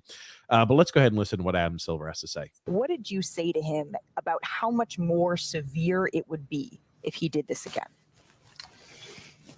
Well, plot twist, and we talked directly about the consequences first before we got to a subsequent potential to have done something wrong. We were very focused on the misconduct that was in front of us at the time. And frankly, most of our conversation was about how incredibly serious the first incident was of waving, a firearm on social media. I hate this guy. And again, and the consequences there, an 8-game suspension was pretty serious and something that he, at least to me, seemed to take incredibly seriously in that time. And we spoke for a long time about not just the consequences that could have on his career, but the safety issues around it. Could have injured, maimed, killed himself, someone else. Who cares if he killed himself? Sounds like such a fucking politician. You know what? Hey, That's right. He sounds like a politician. We got to do this, and we got to be careful and measured with every single word we say. In case you were wondering, the stall and the pause he had at the beginning of his speech here, they didn't have it written into his script, so they had to quickly type it in for him to go ahead and spew out some bullshit. Here's what he should have said. How could you be so effing stupid? Right? You do that dumb shit again, we're going to throw the book at you. You got half a year. Don't do that stupid shit again. I don't care if you kill yourself, but if you kill somebody outside the league, it's going to really be an issue for us. You want to go into your bathroom and shoot yourself in the head? Go right ahead. No one's going to stop Grumpy. you. Stop, Grumpy. Fucking stop. You're off. Don't do your dumb shit again. Just Grumpy, knock you're it off off. the fucking rails. Jesus Christ. Get your head out of your ass, kid. Grumpy, you're off the freaking rails right now. Come on. Come on, Grumpy. You can't be that off the rails. Come on, Grump. I could be as off the rails as I want. But There you're are- right. There are no rails in Grumpy Land. So political. What? Oh, first of all, he knew the questions he was going to ask. I do agree with that. He definitely did. I'm sure they had this thing crafted his response. He didn't come up with this, off He wrote the questions. That's right. Lou Lamoriello. He looks like a skinny, young Lou Lamoriello. He looks like Mark Zuckerberg. He looks like all those people in power, to be honest with you. He does look like an alien. Absolutely. Looks like Gazoo. Remember Gazoo from the Flintstones? That's what he looks like. Put a little space helmet on him. Gazoo. Let's see if we can let's see if we can make our way through the rest of this. With an act like that, and also the acknowledgement that, as you said, he's a star. I mean, he has an incredibly huge following. Yeah. And that my concern, and I thought he shared with me, that millions, if not tens of millions of kids globally would see him as having done something that was celebrating in a way. That act of using a firearm in that fashion. And so I at least was left with the sense that he was taking this incredibly seriously. So honestly, I was shocked when I saw this weekend that video. Now, we're in the process of investigating it, and we'll figure out exactly what happened to the best we can then. It's the video's a bit grainy and all that, but I'm assuming the worst, but we'll figure out. I've never heard somebody say so much but say nothing at the same time. This guy's the worst at talking. My God. How come John Moran had pixie sticks in his hair? Did you see him? No, it was not. Had the lemon and the green and the orange. Already that Grumpy. As Patrick Mahomes said, I also think Kansas City Coyotes has a nice ring to it. Yeah, I mean, Kansas City. Why not? Why not? I bet they'd support the team. Put another team in the Midwest. And Joseph's here, Grump. Quebec won't get a team until they get a new building. Have to think Houston gets the Coyotes. They move out of Arizona. There's a lot of locations that could support a team. A lot, except for Atlanta. Except for Atlanta, absolutely. Houston, yes. Kansas City, yes.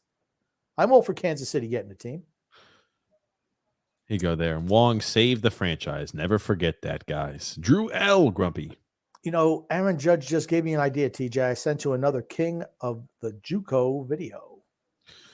Oh gosh. We're gonna get some more. We'll look at that here. Let's get some of the comments. I want to make sure we're kind of current with comments here because TJ and Pete Alonso have a similar haircut. Non-existent. Stallions. Is that what you're saying there? You like our haircuts because they're fantastic. Look at the hairline. Look at the hairline. Don't think that's what he's intimating. You comb your hair with a towel. A sponge. Anyway, a washcloth. Drew L. Grumpy. So, TJ, let's be honest. Brian Cashman should package Aaron Judge in a deal to get Juan Soto. Nope, that was me who said that, not TJ. That was me, not TJ. Now, here's the thing. Juan Soto's, 24 years old, and Aaron Judge is 32? Okay. Let's see who's playing. How's Juan Soto done this year? Like shit. Because guess what? He No, is not anywhere near what people had expected for that piece of crap. He started heating up. He's absolutely heated up the last couple of weeks. Here's the thing. Yeah. It's been underwhelming. I'm the first to admit it. And that was a take that I absolutely had last year. he still has a contract to sign. I don't think. I mean, he's going to be a free agent. The fact is, he's a lot younger than Aaron Judge. That's why I would have made that deal.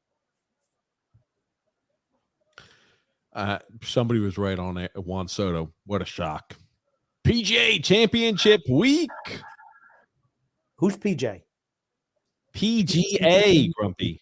I thought you said PJ. I thought you said PJ. PGA. Okay. You're Grumpy. It's Like the I'm a Yomiuri different Giants. You were thinking of the Yokohama Bay Stars, Grumpy. Yeah. Yokohama, right, DJ? Yokohama. Bay Stars are Trevor Bauer's team. There you go. Yokohama Giants are based in Tokyo, so you're correct there. And then Drew L. Grumpy. It's Yomiuri. Holy shit, Bobrovsky might have just made the save of the playoffs there. I'll have to ask your guys' opinion on. Obviously, I was not watching, but I assume you guys were. They had some controversial stuff that just went on in the game there. Oh, what happened? God. Frank. There's apparently a goal that went in. We thought it was the end of overtime for Florida scoring, and then it was called back for goalie interference. Oh, goalie interference. Uh-oh, that's the type of thing that gets you beat. Yep, they went to Toronto. Oh, shit here. Goon, Grumpy. Oh, wait, did you read the other one about the Red Wings thing? Oh, shit, never mind. I'm sorry. Frank. What do you guys think about that kid the Islanders signed from the Red Wing farm system? Has some serious upside, maybe. I don't know who it is. But if you're signing the Red Wings farm system, what'd you say? Who do they sign from the Red Wings farm system? I don't know. All I'm going to say is if you're signing someone from the Red Wings system now, it means the Red Wings didn't think much of him, right? Because the Red Wings are bad. Yeah, you're going to have to let me know, Frank, who that is, because I did not hear of any signing from that. But Goon, Grumpy. I was jumping the gun. TJ, in tribute to that fight video, should you consider pulling up the song Crazy Town, Butterfly, playing for Grumpy so he can do one of his famous seated dances to it? I'll play you a little Crazy Town, Grumpy. Hey, X, can you give us the swirly neck thing too? All right, it's too hot. It's too low. There you go. Oh, yeah. Look at that X. I'm going to be on the injury reserve. Oh, hold on a second. It's playing an advertisement here first. All righty. Let's see if it'll finally pull through for us. Well, now Florida's on a power play, so. For goalie interference, wouldn't that mean that Carolina's on a power play? No. Hear it, guys? We can't hear it. Can't hear it. Can't hear it. We cannot hear it. Such a sexy, pretty little thing. This simple bitch, you got me sprung with your tongue ring. And I ain't gonna lie, your loving gets me high. So to keep you by my side, there's nothing that I won't try. Butterflies in her eyes and her looks to kill. Time is passing, I'm asking, could this be real? Cause I can't sleep, I can't hold still. The only thing I really know is she got sex appeal. I can feel too much is never enough. You always gotta lift me up when these times get rough. I was lost, now I'm found. Ever since you've been around, you're the woman that I want, so you're putting it down. Come my lady, come my lady, you're my butterfly, sugar baby. Come my lady, you're my pretty baby, I'll make your legs shake. All right, we want to make sure we don't get taken down, so we'll remove that. Like how he's wearing the Dare to Stay Off Drugs shirt. Jesus. I root for Florida since they're the closest team left for me. And then Andrew L. Grumpy, will you attend the Canes Cup Parade? Considering we all won't be able to attend an Islanders one anytime soon. No, I don't even think they have parades in Carolina. It's going to be in Raleigh if they do it. Yeah, but I don't think it's a parade. I think they just bring everybody to the stadium and do it there. It's like it's not like it's. They literally be rolling it through the college. They'd be rolling it through NC State because that's where they play. Yeah, okay. Well, that's really not much of a parade. Yeah. The college students can come out. Yay. There will be fans in Raleigh if they win a cup. Absolutely. I'm not going to lie, though. Florida has played like hot ass in this third period. But I think Johnny it's more Mac. It's more like Carolina makes them play. It's like Carolina makes them play like that. Johnny Mac says, Son X, this has been your best show. Great job. Love to see the enthusiasm. John Daly juice right here. X, okay, I'm going to be honest with you. You shouldn't have to be drinking performance enhancing drinks like that in order to show up for the He's using podcast. Okay, hold on. Are you saying he's using performance enhancing drinks? he is using performance enhancing drinks in order to make sure he's caffeinated to perform. One or two things. Either you need to start kicking those performance enhancing drugs, or you need to start using them on a more consistent basis. Will I serve a 10 episode suspension on the podcast? Absolutely, you will. If you don't go ahead and quit these performance enhancing drinks, you will be serving a suspension. You know what? I think I'll pull John Morant and crack another one. Let's go, bring it on, baby. Oh, there it is. What's up, Alexander? How are you doing? Look at my beautiful baby boy. Is he sleeping there? Yep. Yeah, he's sleeping. Ready. Looks like he's ready for a fan fight. He's got his hands up. He looks like he's ready to go. He's ready to throw hands. That's right. He's ready. He's tough. He's tough. And what a save by Bobrovsky there, Grumpy. Got a comment here from Drew L. Sooner or later, my meme page will be the new menace to the Islanders organization since TJ. Ooh, Jesus Christ. Drew's planning on getting a perma ban. Good luck. You guys can serve your bands together. There we go. We can bond over how BS the organization is by cutting us off. Here we go, Grumpy. It says, let's hear it. I have one word in answer to what you just asked me. No! And it says, can we keep our first round picks? Lou Lamoriello's response. And let's look here. Look at you! Ow! Hey! I wasn't ready for that. He must be a South Pole elf. Say it again. Help! Say it again. Help! Say it. Oh my gosh. That's a great one. I'm going to use the restroom here, but I will post up our last comment and let you be current, Grumpy. Okay. Alexander says, so how about Vientos and Alvarez hitting homers yesterday? My problem with Buck is that I can't trust this manager to play the kids. Batty, Alvarez and Vientos need to play every day. I think do you want to talk about that real quick, X, or no? I mean, again, I don't really watch the Mets, so I don't really have a take on that. Okay. All right. Alvarez is not good enough as a catcher, which is a problem. Batty's okay. I know they've limited him against left-handed pitching. And Vientos, I have not seen him play yet. But yes, you want to incorporate the younger players. Can they field? Because it is part of the game. And are they plus fielders? Now, I know Alvarez is not as a catcher. Batty is good enough at third base.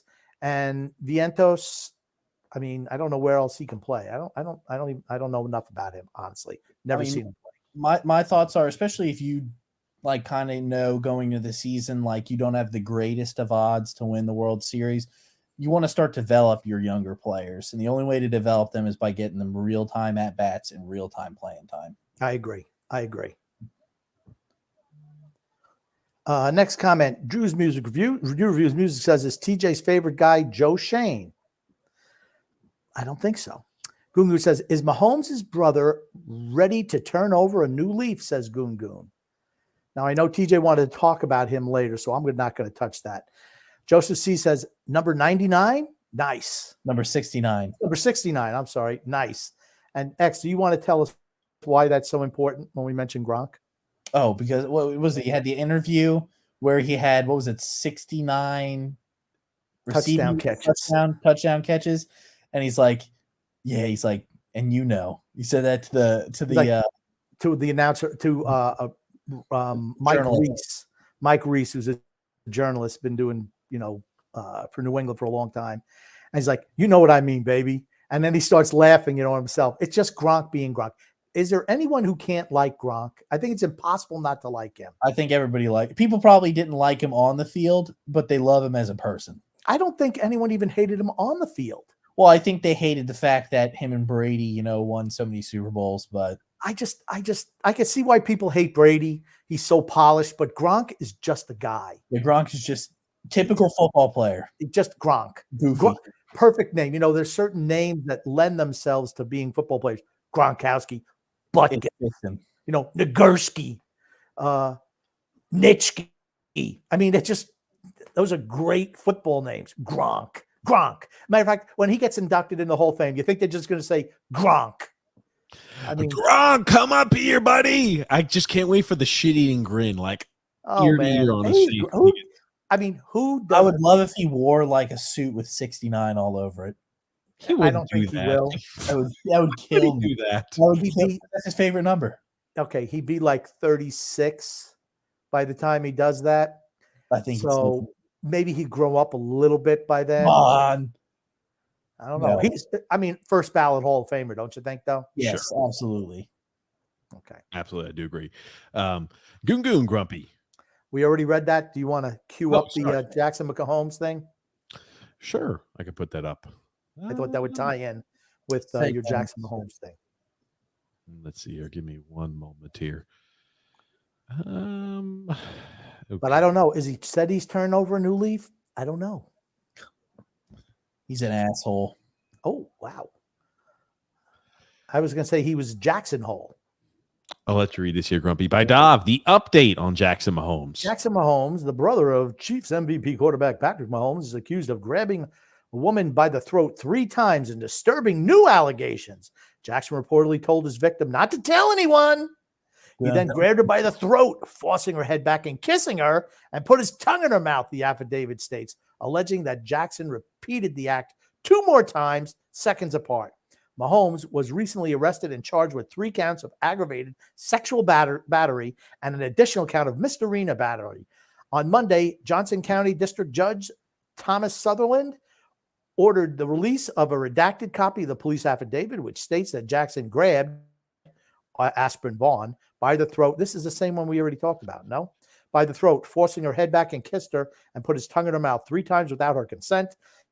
Then told her not to tell anyone, according to a separate report from the Kansas City Star. Isn't this the same one that we've already seen the video on that? This is the one, but now it just came out with additional. He did it apparently 3 times. Well, so he did it twice on camera, and he did it 1 additional time. Okay. Very similar, but apparently it just came out with more detail as to what happened. We all saw with our eyes, and we could assume because he did it twice there, did it once there, but he apparently did it another time that was not captured by camera, according to these allegations. Is it bad that I just want to see him get beaten up? He better hope he doesn't go to prison.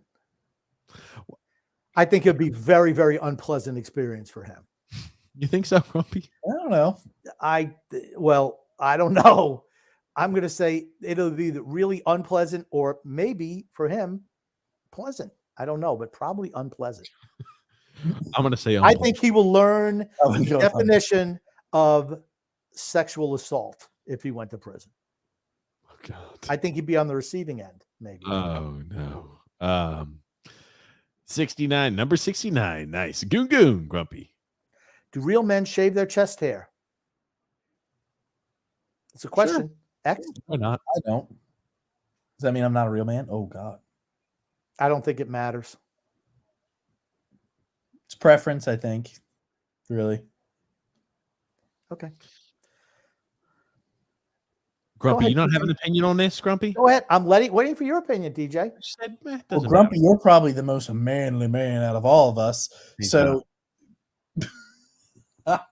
do you shave your chest hair or do you keep the mane? I have shaved my chest hair, but I don't anymore. You don't anymore? Okay.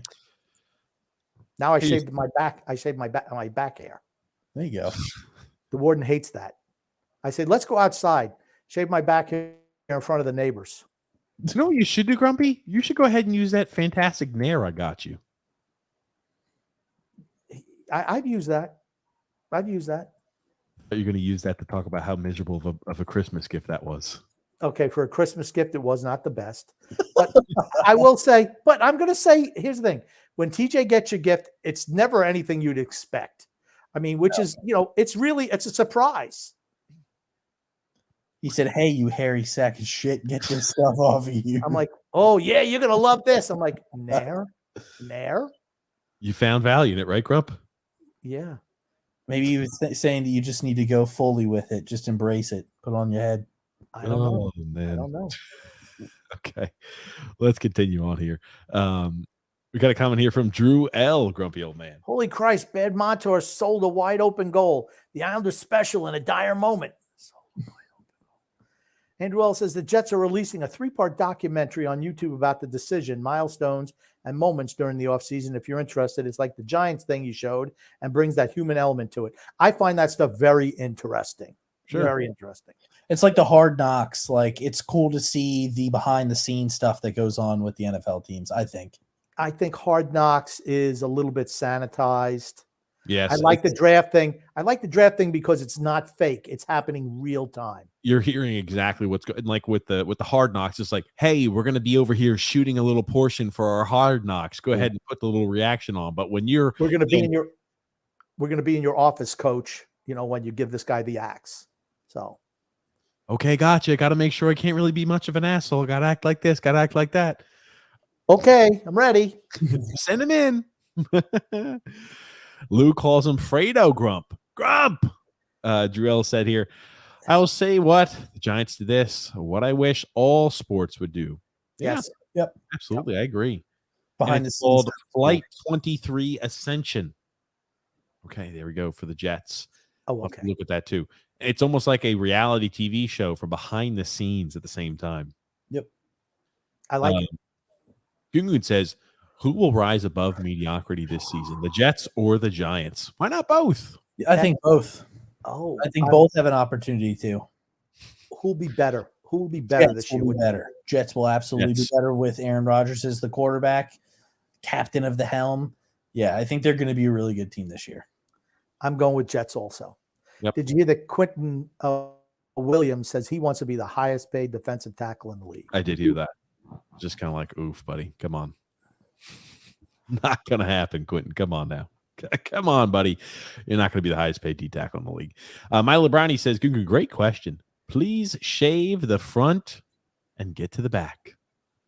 The warden hates shaving my back. Hates it. Really?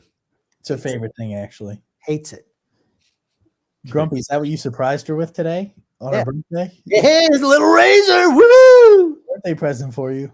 Happy birthday, Warden. Hit me with a little buzz. Buzz, buzz. Alexander Grumpy.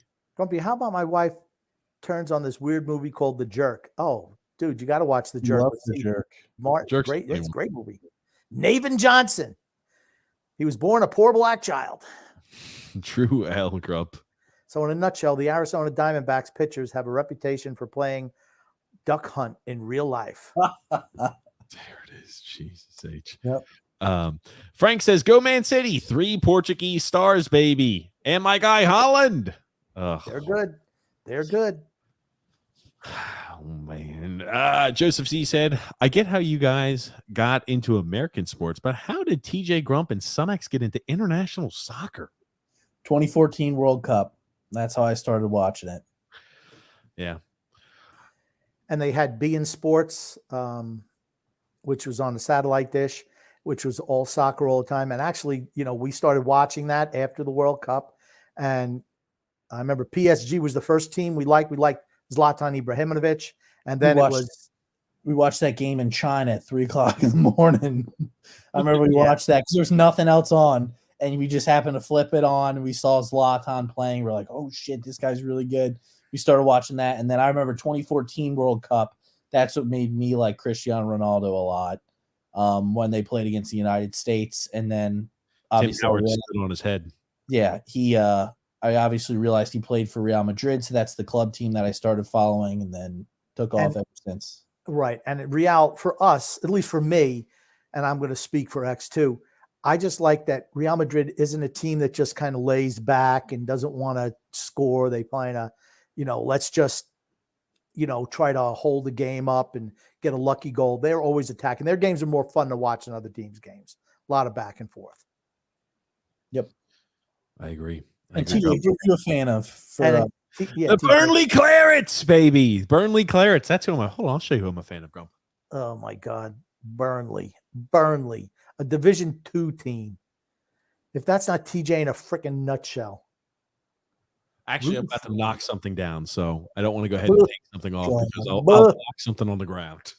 I thought they were the Burnley Burnalators. The Burnalators. The Burnley Clarets. They're going to be back, Burnalators. causing mayhem back into the Premier League this next season. Actually, mayhem. Relegation. Mayhem, not mayhem. mayhem. They'll be calling Rey Mysterio is going to be causing mayhem all over the place, Grump. Oh my God.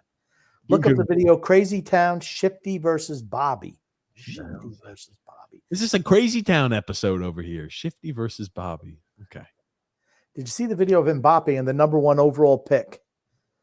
That was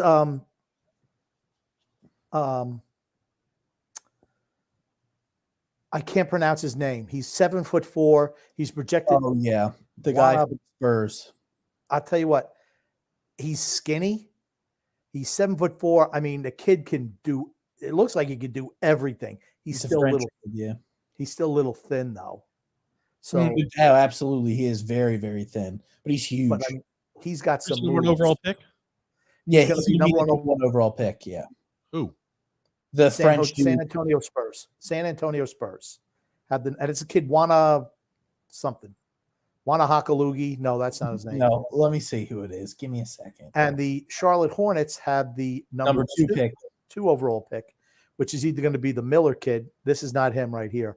So it's going to be the Brandon Miller kid, which maybe you might think that's him, or somebody from the G League, Scooter Henderson. Freaking portrait mode.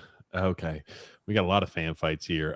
It blows my mind, Joe. LOL. The 3 of them are big into it. I'm not even into that much, And my parents, aunts, uncles are all from Portugal. I love it. Love it, love it, love it. Let's watch here. I assume this is just like an absolute brawl. If I'm going to go out in a limb. Myrtle Beach. It's Victor Wembanyama. That's who it is. There you go. Okay. If you could pull up any video on him, TJ. Oh, Jesus. Guy doesn't look like he's got much of a punch to him. You'll give me my money, you're never gonna fuck. You're gonna steal my money. Guy's out of breath yelling at him. He's fighting off his back. Oh, God. They're starting to throw. No, we can't throw where they're throwing ERs in there. Sorry. Not going to be able to watch this one. Sorry, Gugu. Not going to be able to watch that one. Maybe we could just turn the volume off. That actually was probably smarter. I mean, I did like how the fact was the guy was out of breath just yelling at him. He's out of breath because he was getting punched in the face. No, he was the guy doing the punching, and then he got up and he's like, I mean, it didn't look like he had much. It looks like, he was blown up like in the first 2 minutes of the fight. 2 seconds, actually. I don't know. He just looks like he's getting his ass pounded. No, that's the guy on the bottom's getting pounded. That's what I said. It was the guy on the top who was. Well, I mean, he was just pummeling the hell out of him. I like the other guy just sitting here, just laying on his back. Is he leaking? Of course he is, Grumpy. Can you not see the red? He's not wearing a red bandana. I can't tell if he's wearing a bandana or not. He's wearing a crimson bandana. He's like, hey, pull me up. Pull me up so I can knock his ass down to the ground again. You're going to pay me back, right? Oh, God. He's still a little bit on wobbly leg street. Oh, get back in his face. What the hell is this idiot doing? He wants to go back for more? He said, hey, one side of my face is dented in. Why don't you just do the same damage to the other side? Oh, my goodness. Look at this. Again, oh, shit. He helped him up. Now they're talking shit again. This is where he should Pearl Harbor him. Oh, I thought he was going to hit him there with a punch. Not expecting just punch him right in the face. Oh, he's shoving him. He could have dropped him like a bad habit. Look at my face. You gave me a crimson mask. Wearing the crimson mask. That's what Gorilla one side. I need you to even it out. Paint the other side of my face. He bladed. He bladed a little bit. Dude, he is bleeding. That's better than when he just spit blood dust. Well, I think it just happened. No, he did like one of the Triple H spit when he does the spit with the water. Okay. Okay, good. They go back to beating each other up again. I just wanted to make sure they're going to punch each other again. I just want to make sure they're going to punch each other. He is trying to plead. He's like, get the hell out of my face. Otherwise, I'm like, dude, I want to catch a charge tonight for murder. Look at these guys. I mean, come on. Oh, he Pearl Harbored him. His punch is not packing much behind it. And the one guy's a lot younger than the other guy. He's like, okay, let's see if somebody else gets in there mixing it up. He threw another jab. Oh, that's it. Oh, he fell down. Oh, he got Hong Kong fooeyed. Oh, God. Oh, my gosh. Honestly, you got to finish him. If you don't, you're coming back the other way. Oh, I think he's laying there. Oh, he's getting back up again. He's ready for more. How many times? Oh, there we go. That's the secret weapon. You need to pull the socks up. his secret weapon is just staggering around like he's drunk. Look, I love how he just got his ass kicked and then he's talking all this time. Yeah, you don't want me. Man. Yeah, let's go. Oh, Again, God. I need to get beat up again. It's like, get this guy away from me. Okay, that's enough of that. Oh, good gracious. Okay. Let's see here.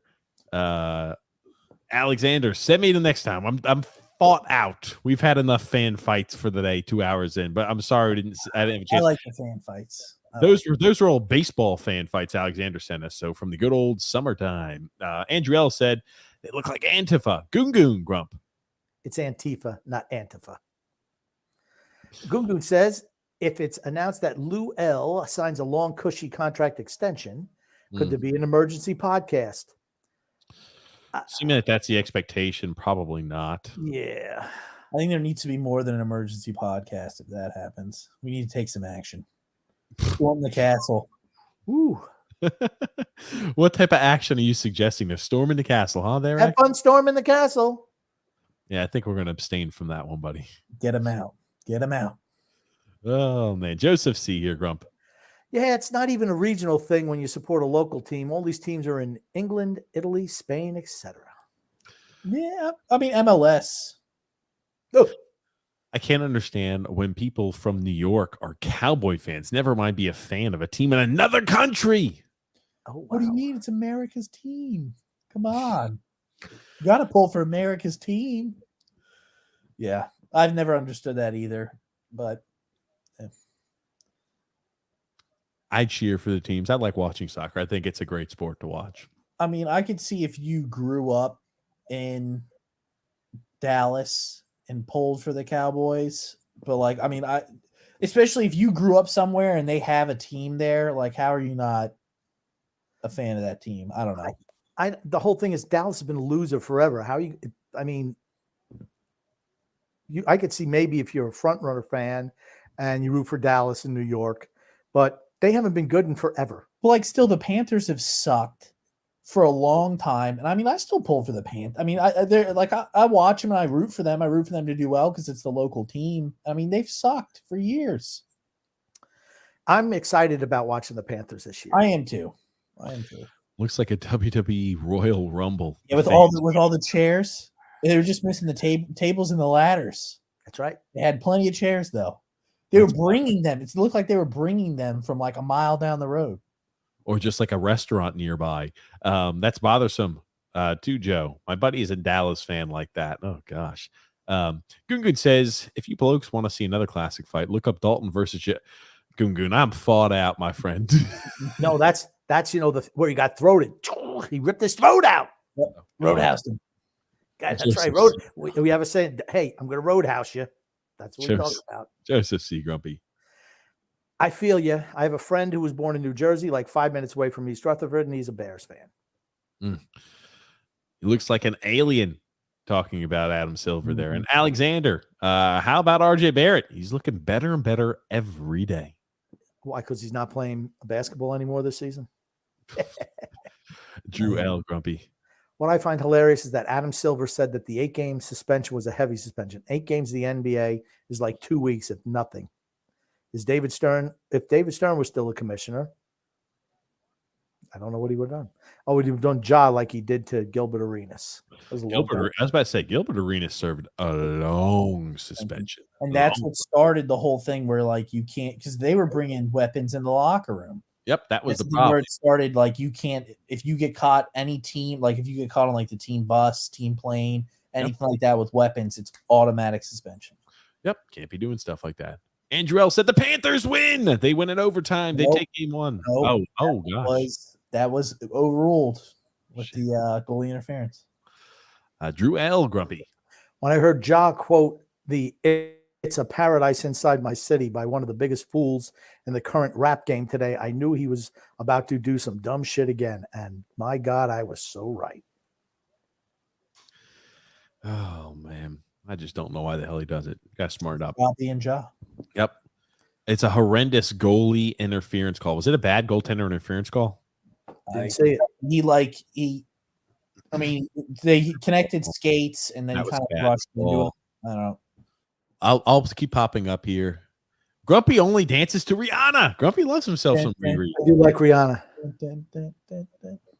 I like that Rihanna singing that song. Oh, that's your favorite. It is my favorite Rihanna song. Oh my God. I don't think I could name another one of her songs. I know that one though. TJ and Grumpy, I think you guys tend to have more fun on this podcast. Yeah, absolutely we do. Because it's just kind of like we just talk about whatever we want. The Islanders Never Say Die podcast has to be more structured and has to do a lot more. This one's just kind of like dicking around with friends. Screwing around with friends is all it is. There it is. Playful band. Martin Hook with the Islanders special and Burns for holding. Come on, guys. That band sucks balls. Oh, he tried to avoid contact. Let me see if I can get this goaltender interference pulled up here. Give me a sec. I mean, I think the connected skates for a second, which kind of like impeded him from sliding over for a second. Then it looked like he kind of just brushed into the front of him. I don't know. Still going on in the game, so. Yeah, I'm watching it. I'll let you guys look at it, and we'll put it more in a slow-mo here, too. I don't know. Drury looks like he's backing him in, right?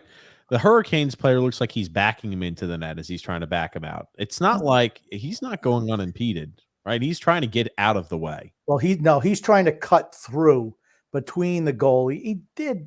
I don't know. I mean, where's the puck? There it is. Not yet. Puck's not there yet.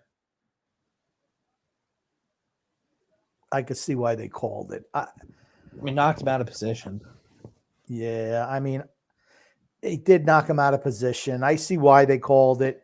I mean, I'd like to see it instead of super slow-mo, just I'll play it once full speed and then half speed, all right? Yeah. Drury is boxing him into the goalie. And he falls down. He's not entitled to go through the crease. He's not entitled to go through the crease. He could stop there. He didn't actually push. Okay, watch Drury. He is backing him in there. Watch. He could have just put the brakes on, or he didn't have what he could have turned. Look at his direction. Look at his skates. Look at this. Gone the other direction, though, TJ. I want you to look at this. You see this right here? He is on one skate. Watch this skate here, and you see this freaking ice that's going. Look at this. You see this ice that's going. That's because he's trying to stop and get the fuck out of the way. You see that right there? I hate to put the sound effect. You see how it goes. That's him trying to stop and get the hell out of the way. But he didn't. The fact is he didn't. He tried, but he didn't. And he's going. And Drury's just pushing him right in. First of all, he's back. He kicked his skate. And he's still trying to go through the crease. You see what I mean? He wants to go, and he's trying that. He hit the goalie though with the skate. That's why they called it. Yeah, that was the thing I saw was he hit the skate and he impeded him from moving. Andrew L. Grumpy. Toronto was just being a sourpuss and overturns that goal. Oh shit. Okay. I like that. I didn't even think that way yet. They're being they lost to Florida. So screw you, Florida. It's funny. The Athletic did an article on why Edmonton lost the series to the the Vegas Golden Knights. And you want to know what the number one reason was, according to the Athletic? Why? The officiating. No, it's not the officiating. It's the fact that your team couldn't score 5-on-5 and your defense and your goaltenders suck. That's why you lost. When you score 10, 11 goals on the power play in a series, you should never lose that series. But they do. Andrew says that contact had no impact on making the second save. The goalie was already moving himself out of position on the first shot. I'm going to say he kicked his skate. I don't know. I see why they called it, honestly. All right. Oh, Jesus Christ. That's tough. There's I know we can't see it here. It's okay. He's tall. All right. Sorry, Alexander. I tried. This is what happens when there's something like that. Let me try to grab it on Jesus. Let me try to grab it on YouTube. Give me a sec here. He's giant. Holy cow. He is really tall. Okay. He's really tall. And the kid is really talented too. He can dribble.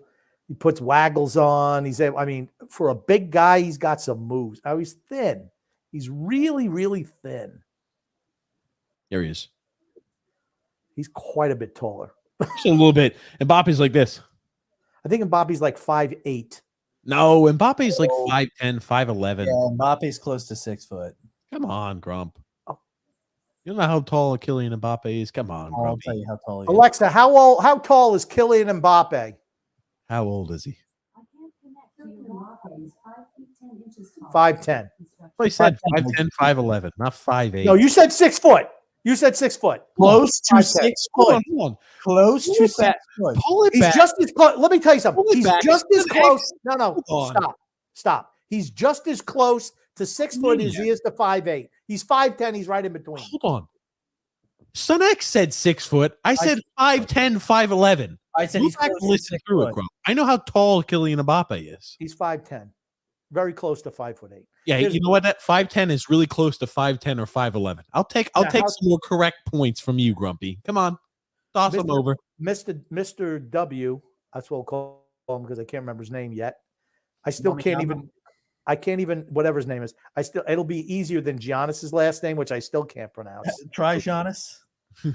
Or just like, Try Giannis. And this guy will be whatever. Giannis. Told, he'll be like tall Frenchie or something like that. It's French baguette. It's Giannis Antetokounmpo. Yeah, just Giannis. I'll go with that. Giannis. Oh my gosh. Yeah, I'll go with him. The Nuggets win 108-103. They go up 2-0 in the series. They're moving on to the final. And the Celtics lost to Miami yesterday at home. Miami came back in that game. I don't understand the Celtics. Tatum didn't take any shots, didn't take any possessions in the fourth quarter. He just looked like shit. He deferred. He didn't take the game and the opportunity in his hands. Baby. I realize he scored 51 points in Game 7, which is an NBA record, but I'm sorry. I just don't think he's clutch. I just don't. And I like Jason Tatum. I loved him at Duke, but he's just a little soft for my liking. Jimmy Butler's a man out there. Jimmy Buckets. Well, he is Michael Jordan's long lost son. So okay, that's what they say. My little brownie says, if you didn't know anything about football, Rob Gronkowski and J.J. Watts are interchangeable. Is it me or are they mirror images? I hate myself some J.J. Watt. I hate J.J. Watt, but I love Rob Gronkowski. And that bastard J.J. Watt bought an ownership of Burnley Football Club, and it pisses me off every fucking day. I guess facial feature wise, I mean, I guess they kind of look similar. They do have the same. Think about their build. They're around the same height. They wear that same like crew cutish haircut. They've got the same really pale complexion. They've got that really broad face where they just look like football players. They look like maulers out there. They do have the same body type. They're not pale. They're just white. They're not pale. No, they're pale. They're not pale. They're my type of pale, Grumpy. The way they act as individuals, they're not the same. Totally different. All you have to do is listen to them open up their mouth, and one of them is like, he's just a dumb puppy dog, and the other one's an asshole. The other one's like me. It's all about me. And the other one's just like I said, he's like a puppy. He's like a big golden retriever puppy. I love him. When he's talking about it in 69. You know what I'm talking about, baby. You know what I'm talking about, baby. And he starts laughing. It's Gronk. It's Gronk. And you cannot get mad at Gronk. Just can't. I don't think there's a mean bone in his body. Not one. I don't know what this means, Grumpy, but I'll let you read this. Grumpy needs to get a back blade so the warden doesn't need to shave his back. Oh, a back blade. Yeah, I'm not doing that shit. There, Grumpy. Grumpy used to just take the corded buzzer and he just used to kind of like pull it up. Yeah, but you can't really get it. Hold on. Fucking no way. No, I'm joking. Okay. Hey, nothing would shock me with the grumpy old man. Are you kidding me? You see how upset he gets and irate he gets when you don't fill out the water in the fridge there, X. I don't know how he would. Jesus Christ. I'm just trying to imagine. That would be something I can imagine Grumpy doing. Say, you know what? I will never do that again, Grump, because I would rather be on water duty than back shaving duty. Well, here's the thing. You keep on dropping the ball, you're going to be on a lot of other duties too. How about nair duty? Will you be on nair duty? No. Oh, God. Rubbing it all into the back like that? Ow! Getting it all, yeah. Oof, no. Take a pass. His name is Victor. His name is Victor Wembanyama. That guy with the bloody face was on an anime redemption arc, only to realize that this is not anime. And apparently, Anthony Richardson is on track to be a week 1 starter. I saw you sent that, and I'm just like, yikes. You're You know gonna what it means? you're gonna see the Colts be really bad and him He'll having be in and out of the league really quick. Yep, because he'll be rushed. He's a guy who maybe if he was given the proper time to develop, could develop into something, but he will be rushed and he will fail. Well, just to let you know that Matt Ryan has signed a contract, I believe, with CBS Sports. So I guess there will be no more Matt Ryan. So we've had two great quarterbacks retire this offseason, TB12 and Matt Ryan. Matt Ryan was good for a number of years, though. He was. Matt Ryan's probably going to make the Hall of Fame. Honestly, won a league MVP in 2016.